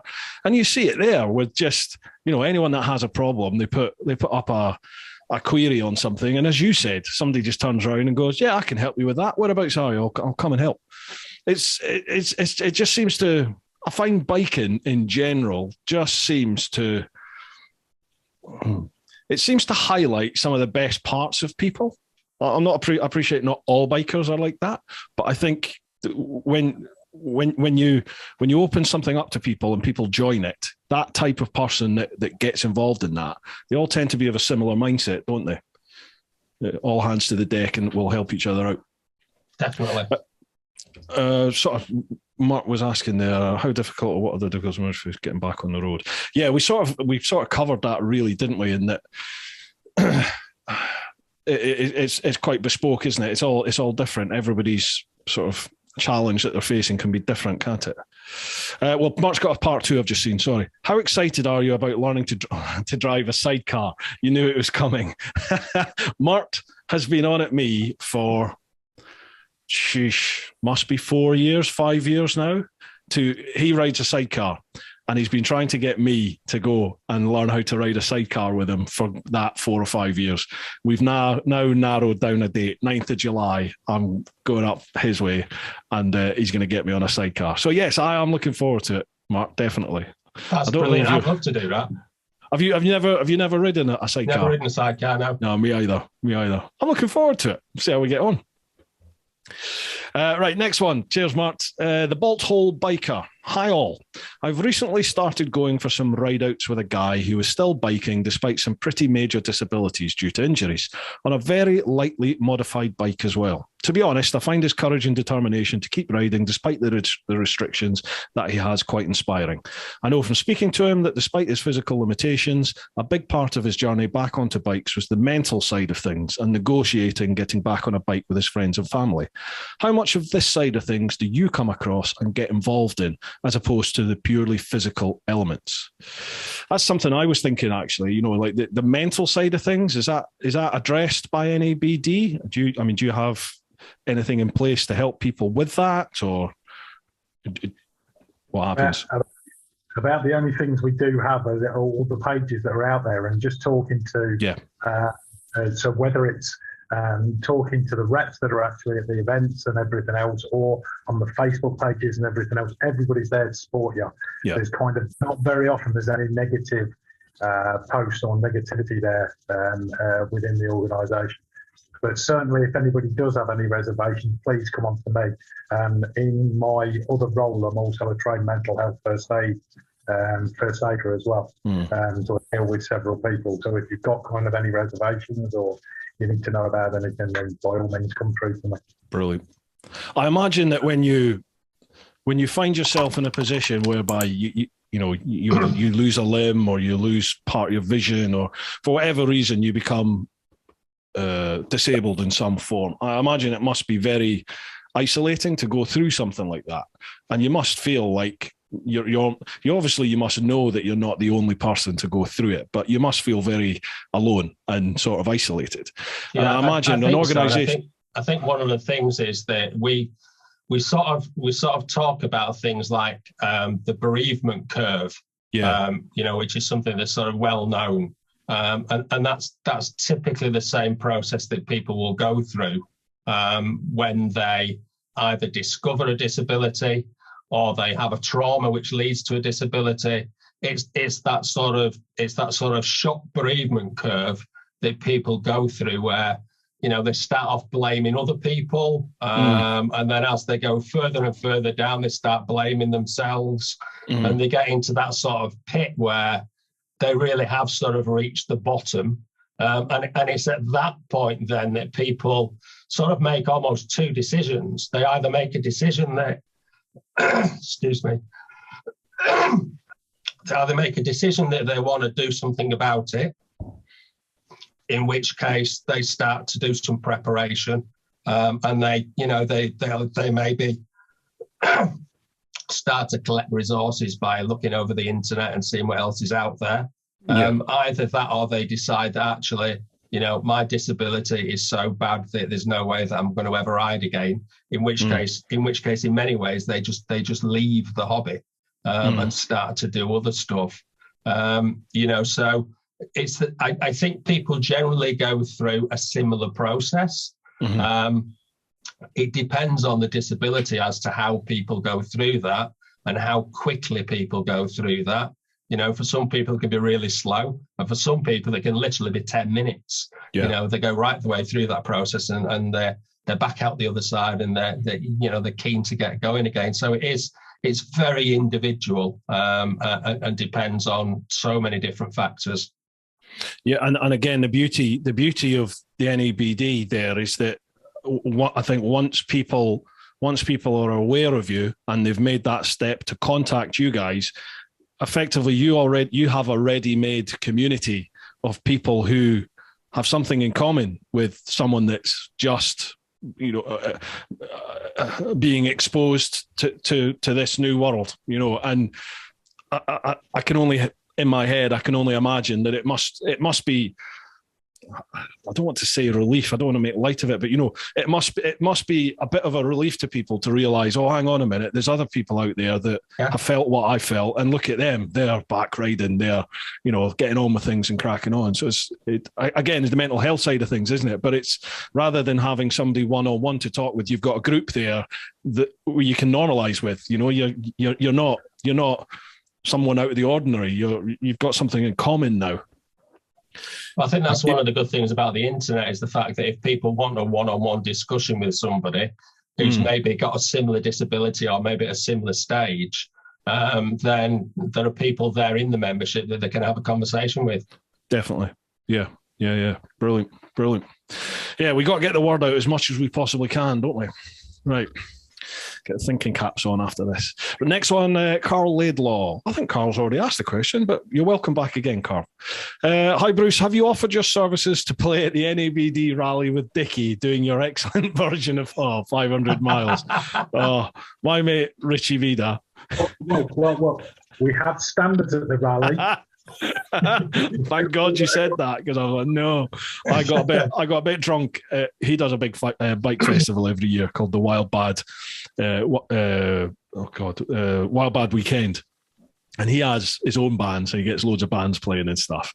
And we were doing the podcast up on stage one day, and I can't remember why, but somebody got me drunk enough to start singing the Proclaimers 500 miles. So now they expect me to do that any event I go to. No, Carl, I will not be doing that. Right. We're skipping over that. We are. But he's got a bike rally there with music and everything else. Where's our invitation for the NABD to come up there? What, for Richie's? Yeah. Right. Do you know what? I'll speak with Rich. I'll speak. Right. I'll speak. He does, his charity is blood bikes, because they have a bit of a sort of almost family connection with that. One of their good mates lost a son who wanted to be a blood biker, so they've done loads of work with blood bikes. I'll chat with him and see. You might be able to do something else. We'll see. Well, in addition to them. Don't get me wrong, I'm not trying to steal it off the blood bikers, but just having a present there. Yeah, definitely. I'll have a chat with Rich and see. Might be something that you can do. I have no involvement, no say in it. I just turn up and drink beer. That was amazing, though, Richie, getting that blood bike. That was just superb. Incredible, wasn't it? And again, it comes down to community, doesn't it? It comes down to the biking community and just how generous people are. Awesome. I mean, poor old Alfie there. He's made up, absolutely made up to get the bike in his boy's name. Right, we shall move across to Facebook. We'll go across to Facebook now for the next lot of questions. Massive thanks to everybody on Patreon there who left some questions. And I may as well give a shout out now. Thank you very much to all of you on Patreon for joining the clan, because as I keep saying, I literally could not be doing this without the support of everybody on Patreon. So thank you very much for that. Patreon.com/TeapotOne. And while we're at it, I'll give another shout out to one of our sponsors. And we are also sponsored by Ultimate, we've already done that. Innov, they sponsor the main TeapotOne channel as well as the podcast. They produce the motorcycle dash cams. You've probably seen the vids I've done on them. They've had the single camera C5 and the dual camera front and rear K series. It used to be the K2. I think that's gone now. They've got the K3, which is the 1080 system. And they have a K5, which I've got on the tractor now. 4K front camera, 1080 rear camera. Great bits of kits. It's fully autonomous, fit and forget. Once you turn the ignition on, the cameras start recording straight away. They've even got a parking mode so that when that's enabled, even though the bike's switched off, if the bike's moved at all whilst you're away, the cameras kick in and they record whatever's going on. So if your bike's like nudged in a car park by another car, it should hopefully capture who's responsible. It's one of these bits of kit, folks, that you think, 300 quid, 400 quid, it's a lot of money for something. Am I ever going to need it? You probably will never need it till you need it. And if you get involved in an incident, the first thing insurance ask is there CCTV? Believe you me, I have been involved in a couple, sadly. That's the first thing they ask. If you don't have a witness and you haven't got CCTV, most insurance companies at the very least will go 50-50 if there's a bike involved. Generally, they'll probably go against the bike. There are a number of cases within INOV now that are coming through where people were going to be facing a 50-50, and on one case, actually, the other party was blaming the biker entirely. Once they produced the CCTV from the INOV, 100% in favour of the rider. So it is well worth investing and having that on your bike. If you head to INOV, innovv.co.uk, actually, I've got an affiliate link down below. Check that. Use that link, please, because that tells them that you've come from me. And if you use the code TEAPOT, TEAPOT, you'll get 5% off of any of the cameras, the INOV, Technologic, or there's, I think it's Bioform. It's a car one. There's 3 different types of cameras that they do. You'll get 5% off of any of those cameras. Right. I'm back, gents. Apologies about that. But it pays the bills and allows me to do this. So, right, across onto Facebook. So that's just on facebook.com/TeapotOne. First one, Tony Hannum. Hi all, hope you're all well. My question is the law in this country a help or a brick wall regarding a disabled rider? That's a good point. Now, in terms of modifications to bikes, I mean, are there any sort of MOT specifications specific to adaptations, or when you adapt a bike, does that have to be checked over by anybody? Is there like criteria that have to be met, or can you just do whatever you like? They still have to meet the MOT standards, etc., same as any other machine that's on the road. So they have to be all, so they're there. But yeah, certainly the fact of swapping levers over and everything else to other sides of the machine, or trikes, obviously they go through, and then they have to be tested in the proper way to deal with them. Right. So they're tested the same as anything else. But there is nothing else. Unfortunately, there were some comments about insurance companies loading people, but they're loading people for somebody who's got a disability. They're not doing this out of, I want to make it look nice, I want to make it look sparkly, I want to make it sound like. Yeah. They're adapting this out of necessity. Yeah. And so we have got certain insurers that we work with that will find ways around this. So it doesn't normally come up as a problem. I don't know whether you've had any experience or things on that on Facebook, Kevin. Yeah, I think the theory is that I suppose the introduction of some of the laws on modifications might mean that typically modifications will be less easy to do in the UK. And I think one of the dangers of that is that then those modifications end up going elsewhere. So you end up with your modifications being, being arranged in China or in India or wherever, where the sort of technical standards might not be as good. And I think for me personally, this is not sort of speaking as NABD, but for me personally, I think that's the danger, is that if we push through the legislation that stops modification, or makes it really difficult to do, it's that case of, as Ross said, it's not like people are doing it just because they want a new exhaust or they want some levers that match the colour of the bike. Yeah, it's a necessity. Yeah, absolutely. These are essential modifications that they're having to do. And the danger is if we end up, taking it to the nth degree and we outlaw any modification in the UK, then the difficulty is then that you start importing modified bikes, and you start reducing the I suppose the quality really, the QA of it, modifications. That's a danger. Yeah, definitely. And I think something there that we spoke about quite early on in the podcast. One of the major things that you find a bit of a restriction are actually having training schools that will cater for disabled riders. So it's not exactly a legal thing. It's the actual practicalities of it. Like how do you actually get your license in the first place? If you're disabled and you want to become a biker legally, how do you do that? Where do you go to get the school that's going to help? And hopefully we might be able to address that after this. We might be able to put you in touch with somebody. Cheers for that, Tony. Hope you're enjoying the new bike, pal. Phil Thomas. This is my late father, who we sadly lost to a bike accident a couple of years back. Sorry, Phil.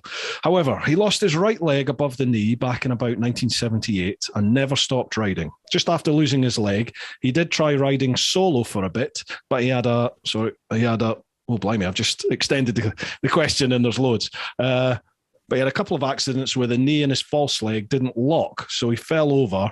So in the end, he went to using a chair. Until the early 2000s, he used his bike daily, come wind or snow, and it was only his only means of transport. He only ended up doing his driving lessons in his 50s as he couldn't afford it and didn't qualify for disability allowance as he was deemed too fit, even though he had a leg missing. That could be a good conversation piece, as it was crazy that an aging man with a false leg was deemed too fit to qualify for disability support. Well, yeah, we sort of touched on that right at the start, didn't we? I mean, do you guys have like any facilities to help people with claiming?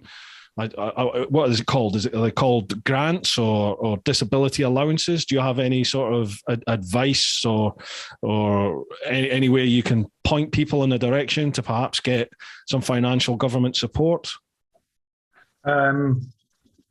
If anybody's in that situation or in that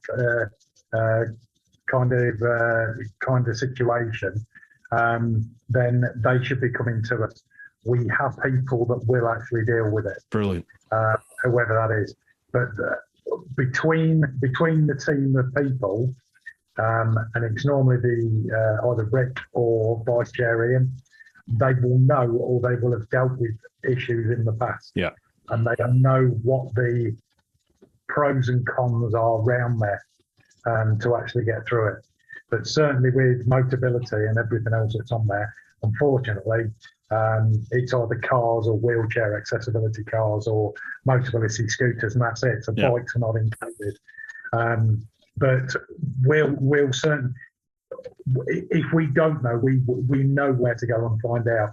We also know we have ins into the DVSA as well, or the DVLA, to actually say, this is the point, this is why, and this is why we're saying it. Yeah. So listen to this guy. And yet this guy's been writing in for this guy or girl. They've been writing in for 3 years and they've got no answer and they've just been stonewalled. If anybody's got any problems like that, come to us, because we have other ways of getting through it, and we are known within either the licensing or the DVSA authority. We work with them all. We work with DVSA, DVLA and Highways Agency at various levels. So we have ways to get in there. Nice one. Yeah, so we've got contacts. Great. Right, next one, Jonathan Rogers. I just had a quick scan of that actually before, whilst you were chatting. I think this addresses what we've just been speaking about. Jonathan Rogers, I'm a disabled biker and fellow vlogger. I recently lost my PIP due to the sole argument of you can ride a motorbike. What would anybody recommend I do regarding the issue? I put in for a reconsideration, but they didn't submit it. So I'll have to start with the whole process again. So basically, I'm assuming from what you just said there, Ross, Jonathan, contact NABD and they'll have some advice for you. Yeah, we've got advice on licensing, the laws around it, riding, driving, etc. We can get around all that. If it's about payments for disabilities, the general payments, we don't deal with anything like that. So if he's on about your PIP, your independence payment, and just for claiming his funds, we don't get involved in that. We'll only get involved with licensing laws, right, vehicle laws or rules, insurance rules, anything to do with actually riding bikes. That's what we're actually involved with. Okay, all right. If Jonathan wants advice about PIP, then contact Citizens Advice, because they're pretty good, and they typically in every Citizens Advice office they will have at least 2 or 3 people who are experts on benefits. Right. And they'll be able to help him to put his case forward in the best way that he can. Okay, there you go, Jonathan. Citizens Advice. What about like your private Facebook group? Would that be something that would be open to him, just to have a chat in case there's anybody else out there that's possibly been in a similar position? Yeah, absolutely. If he joins our Facebook group, he can put a post on there, ask questions on there, and I'm pretty sure that there are going to be people who've gone through exactly the same process that he's going through now. Yeah. Okay. Well, there you go, Jonathan. Again, I'll leave all the links for NABD's website and its socials and everything like that down below. So make sure you check that out. Jonathan, I won't read out the other parts that you've put in there, mate, but thank you very much for what you said to me, mate. I appreciate that massively. Next one, Brendo rides motorbikes. What technologies have filtered down from racing to aid disabled riders? Things like button quick shifters and now the decent Honda automatics, the DCT. That's a good question. Do you see stuff filtering down then? Yeah, absolutely. You know, I mean, as you've said, the push button gear change. There was something that I think it was Visor Down had a little thing on about twin levers. Mm-hmm. You know, so effectively you have both brakes on a single lever, so that you can more quickly flick between them. Mm-hmm. And again, you know, we install twin levers on bikes. If people can't operate a foot brake, then we can move that foot brake onto a lever. So mm-hmm. in effect, you can either do them linked or you can have two levers. One lever for the thumb front, brake one as lever well. for the back. Yeah. I know a lot of stunt riders. They do that, don't they? They have thumb brakes and a lot of the road racers as well, because they've lost fingers or they just they do all sorts of stuff. Good question. I think a lot of it does filter down. Yes. Nice one. Right, the last one from Facebook, David Bishop. Bruce, are you familiar with mental health motorbikes? Yes, I am. I met them at BSB round last year. Great blokes, maybe worth getting them. Well, apologies, he's just saying that it may be worth... so this is where there's a bit of a drawback of not pre-reading the questions beforehand. He's basically just saying mental health motorbike could be good for the podcast. Yes, for sure. I know some of the chaps there. I've chatted to them before, and we did initially speak about it, so I'll chase it up. Cheers, David. Thank you for that. I imagine that would be a bit of a crossover with you guys, perhaps, is it? Mental health? It is. I actually spoke with them at, I can't remember where it was. I actually saw them there and I left them my name, email address, etc. and said, I'm going to, because obviously with what I do with the NABD and mental health awareness, and I said, look, I'm here right in the middle of the country. So I'm just awaiting contact from them. But if anybody's listening from mental health, get in touch with me as well. Brilliant. I did one of the, right at the start of lockdown, actually, they invited me onto their, it's not exactly a podcast, it's more like I think it's like a monthly get together they have online. So we did that. Yeah, it was a lot of fun. It was good. Right, okay, we'll move across onto Instagram, but before we do that, it's the last one of the sponsors, and that is the Influencer Store. Now, I have some blurb to read out for them. The Influencer Store helps you build your brand, big or small, providing you with a solution and apparel. We help you to increase your fan base while supporting you with starting your own influencer clothing line with nothing more than just an idea or design, and there are no hidden costs. For more info, come check us out at theinfluencerstore.co.uk or drop us an email at online@influencerstore.co.uk for more information. As I always say, folks, if you've ever bought any of my merch over at TeapotOne.com, that's all handled by the Influencer Store. Great folks to deal with. Roger and Charlotte, husband and wife, family-run business. They're made by them here in Wales. It's good quality stuff. Never had any complaints about it. So definitely, if you have a merch line that you have or you're thinking of getting up and running, drop Influencer Store a shout. Okay, so we'll go across to Instagram, which is instagram.com/TeapotOne Insta. First one here is Stephen Tooth 7. Please say you're getting the big yin on the podcast. Oh, yeah. With your contacts with Billy Connolly, any chance you could put a word in for me, please, and get him on this podcast? That would be amazing. I've only ever seen Billy Connolly once, and I saw him, and it was on his last tour.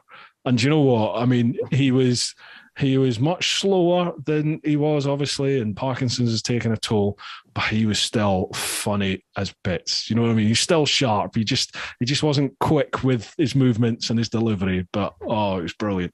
Brilliant. Have you ever met him? Great mind. No, I haven't met him, but I've been to his shows. Yeah. Awesome, isn't it? I just love that. I love that banter, that sense of humour. And what I found moving to Glasgow was that there are so many Glaswegians like that. There are so many Glaswegians just with his patter. It's brilliant. They could read the weather report out and have you in stitches. I loved it. Right, next one. Lee Into the Wild. How you doing, Lee? Awesome. I've seen how their work benefits people firsthand. They supported a friend of mine with MS, helping him with his trike. He hasn't got a question, just saying he's seen your work at firsthand. Brilliant. Patrick L. Column. I guess one question for me would be, do you think manufacturers need to wake up to people that have a difficulty even to get on a bike, or is there too small a market for the big firms to consider some stock fitments?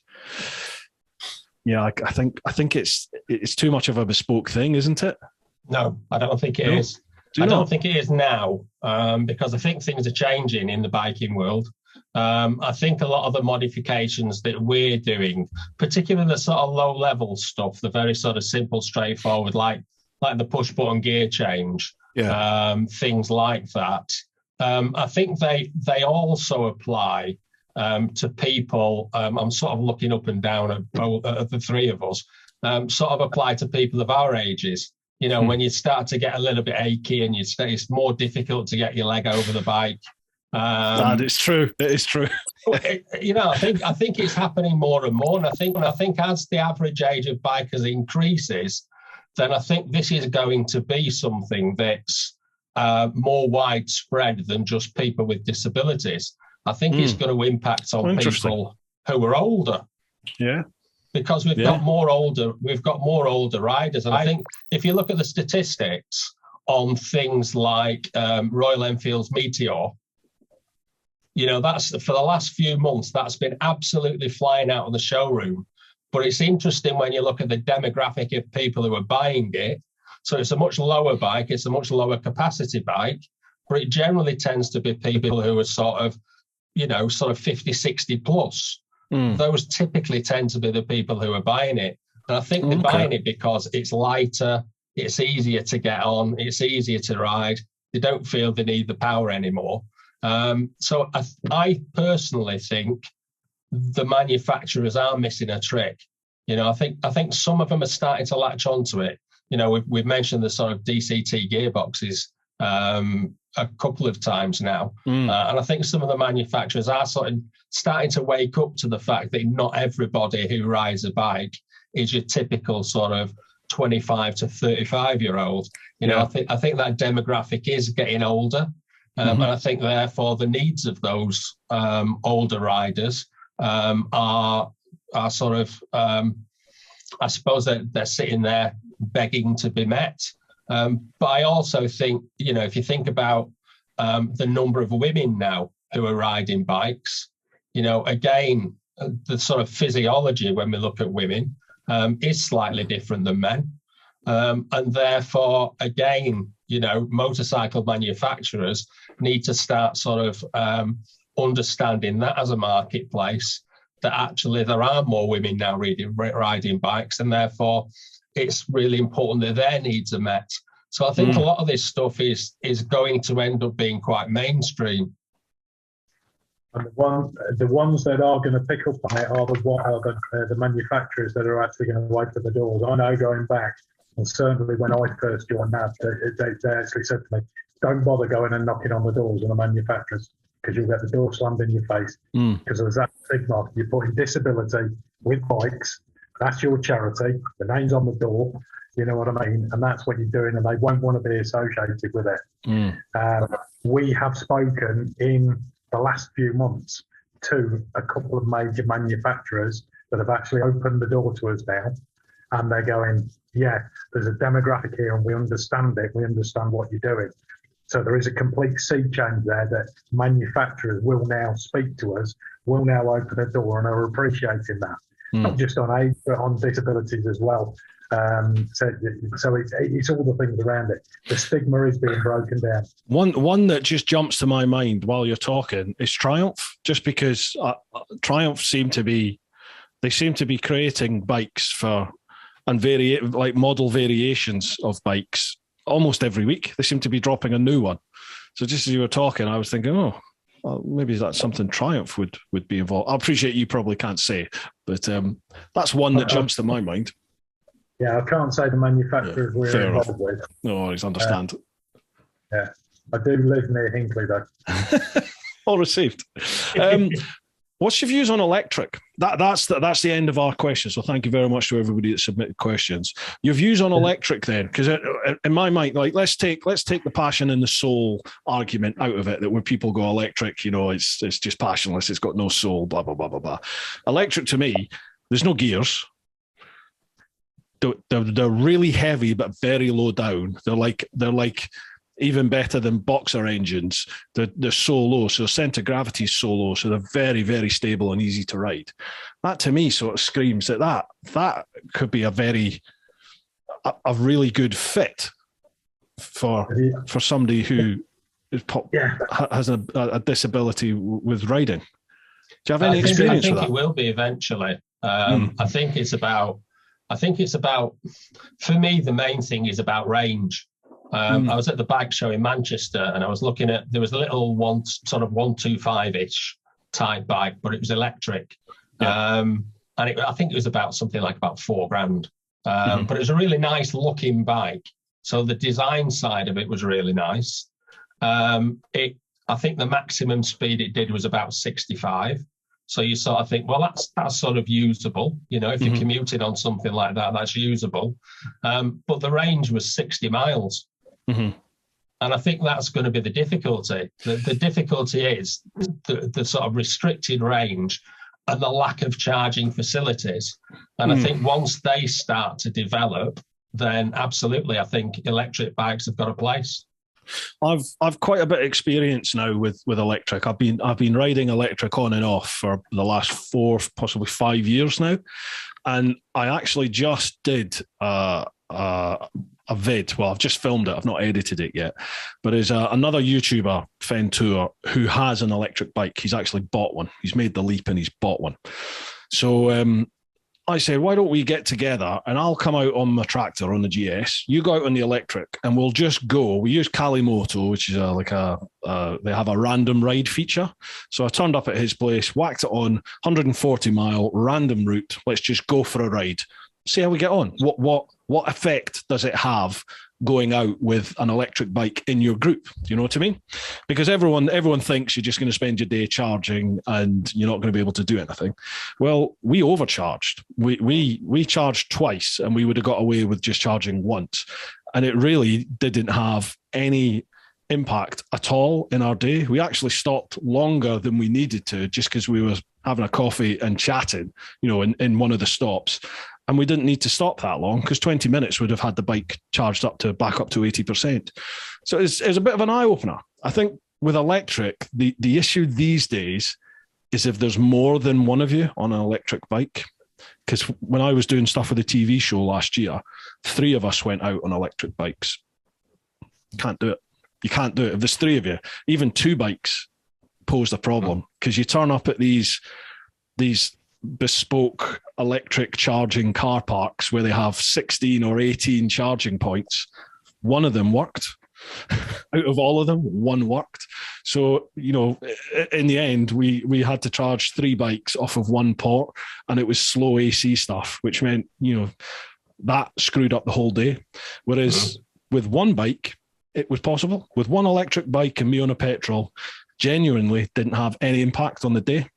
Now, I appreciate if you wanted to go and do a 200-mile day, a 300-mile day, a 400-mile day. But I think put your hand on your heart. Most people out there, when you go for a ride, you probably won't even be doing 100 miles in the day. You might not even be doing 120 miles in the day. If you put your hand on your heart and actually look at the mileage that you've covered. So I don't think it's as big of a deal as everyone automatically says. It is a factor, but it's not as big a deal, I think, as a lot of people say. And it's getting better. I don't think it's as far off as it used to be. I think I think we're getting there just in terms of the numbers of chargers and the availability of chargers. I think that's happening already, and I think that's only going to accelerate over the next sort of 5 or 10 years. And I think at that point, that's when it's going to get really interesting, because when you can literally pull up on 3 electric bikes, plug them all in at the same time, and they charge within 30 minutes, and you're back out and on and off after having a coffee. That's the point when it's going to be really it's going to be a real sort of viable alternative. I think to facilitate this, it's going to require every business premises out there, everyone that has a physical presence on the high street anywhere, you're going to have to offer electric charging. A cafe have electric charging. Do you know what I mean? The bank have everywhere is going to have a charging pod, isn't it? In order for this to be viable, it just has to happen.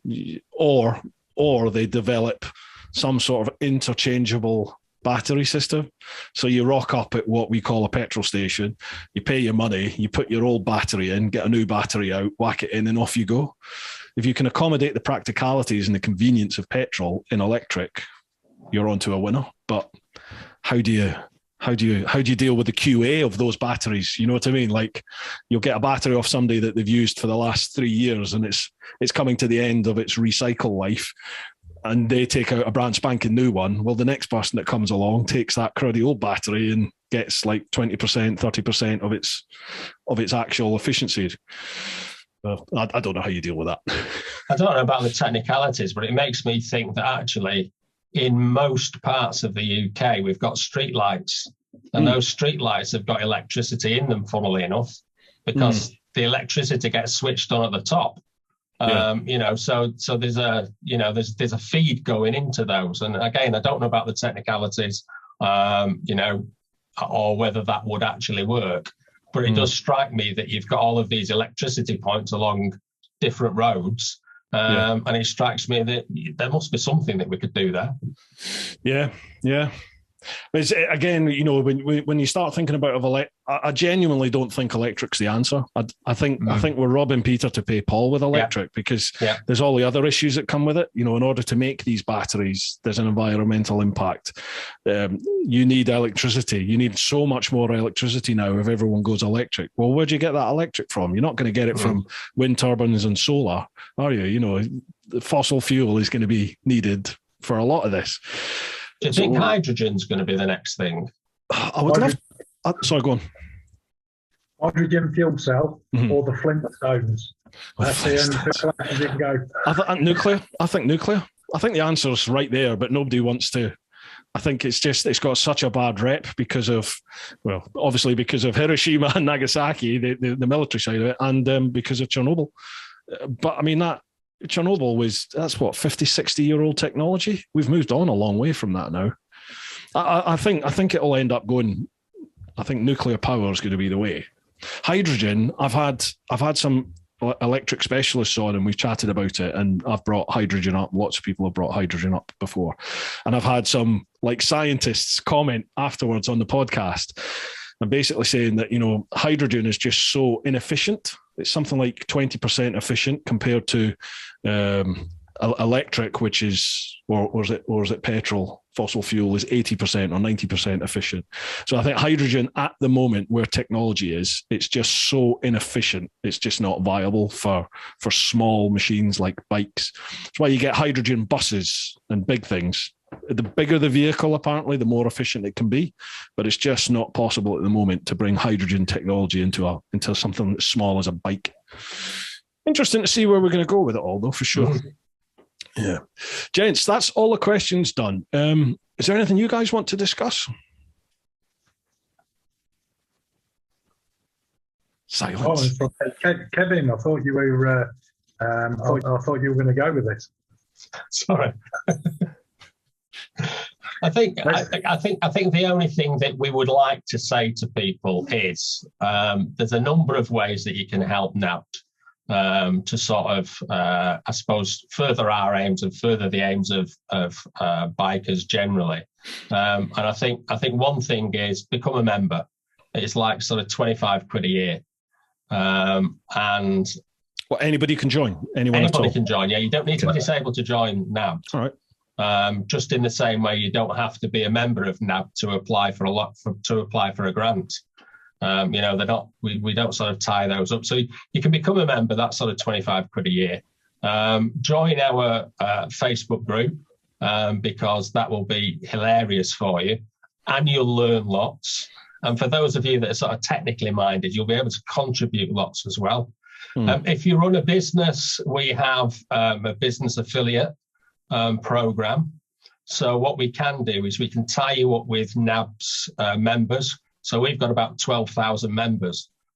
So if you have a business that services bikers in any sort of way, then obviously we can direct you to those 12,000 members. And the costs are as little as 50 quid a year. And that rises up dependent upon what level of exposure you want to our members. And again, if anybody is part of a motorcycle club or a motorcycle group, again, we have a motorcycle club affiliate program. And again, we can get you on board as an affiliate to sort of get that relationship going with NAB. Mm-hmm. Anything I've missed, Ross? I'm sure there is. That starts at about 30 quid to do that for club affiliation. So that's in there. But yeah, family membership like that. Come down and help us. Chuck £1 in a pot. Donate button on the website. If you donate to us, every penny of that is going to help people back on the road. Brilliant. We need it. We've come through the epidemic and the shutdown and everything else. We have to do all that. So we've done all that. We're still granting. We're still getting people back on the road. Or still getting people on the road. There's a learner loaners out there. We do loads of things like that, or just come in the field and let's get drunk together.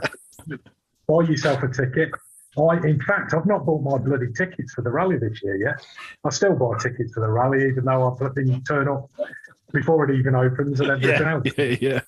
So, right. I mean, the cost of them is just ridiculous. So I throw that there, and I just get there. Come and have a beer with us in the field. Come and listen to some music, some great jokes, and the comedy club and everything else. Come and give us a hand. I think from Ross and I, thanks very much, Bruce, really, for hosting us tonight. Really, we've both really enjoyed it, and it's been, there's been some really interesting conversations as well. Me too, James. Yeah, me too. When are we doing this again? Whenever you want. Genuinely, whenever you want. I've got some ideas in my head, which I'll chat to you about once we stop this. I think there's some things we can do here for sure, folks. If you want to get involved, again, they need marshals. So you're going to get a free weekend out of this if you just donate a little bit of your time. 12 hours out of the course of the 3-day weekend there. Just get yourself onto the link for the website down below. I'll leave the details there. Contact them, offer your services. If you can do it, if you can give them help at all with any exposure, if you're interested in sponsoring, anything like that, just drop them a line. And most importantly, people, get the name NABD out there, spread the name out there. Anyone that you know that you think might help from it, direct them towards these guys. Sponsor a beer barrel. We have never, ever yet had a beer barrel name that we've not put up there. And that is a challenge. And it's taught me some new words. I've got to try and come now just to see this beer. I've got to see if I can rearrange this. Honestly, they are brilliant. People pay 75 quid and they've come up with some absolutely outstanding names. And you imagine going and standing at the bar, ordering, I can't even say any of them. Yeah, you can. Go on. Yeah, you're ordering somebody's, Bruce's Old Scrotum. Can I have a pint of Bruce's Old Scrotum, please? Because somebody's decided to stitch you up. Yeah. I think somebody will now. How much is it to sponsor a beer barrel? 75 quid to sponsor a beer barrel. Call it whatever you want. You know what I mean? If you want to call it Bruce's Japside, then we'll go with it. Anything. You can put any name on it you want. TMF butt plug. There you go. Come on, somebody out there must be able to do that.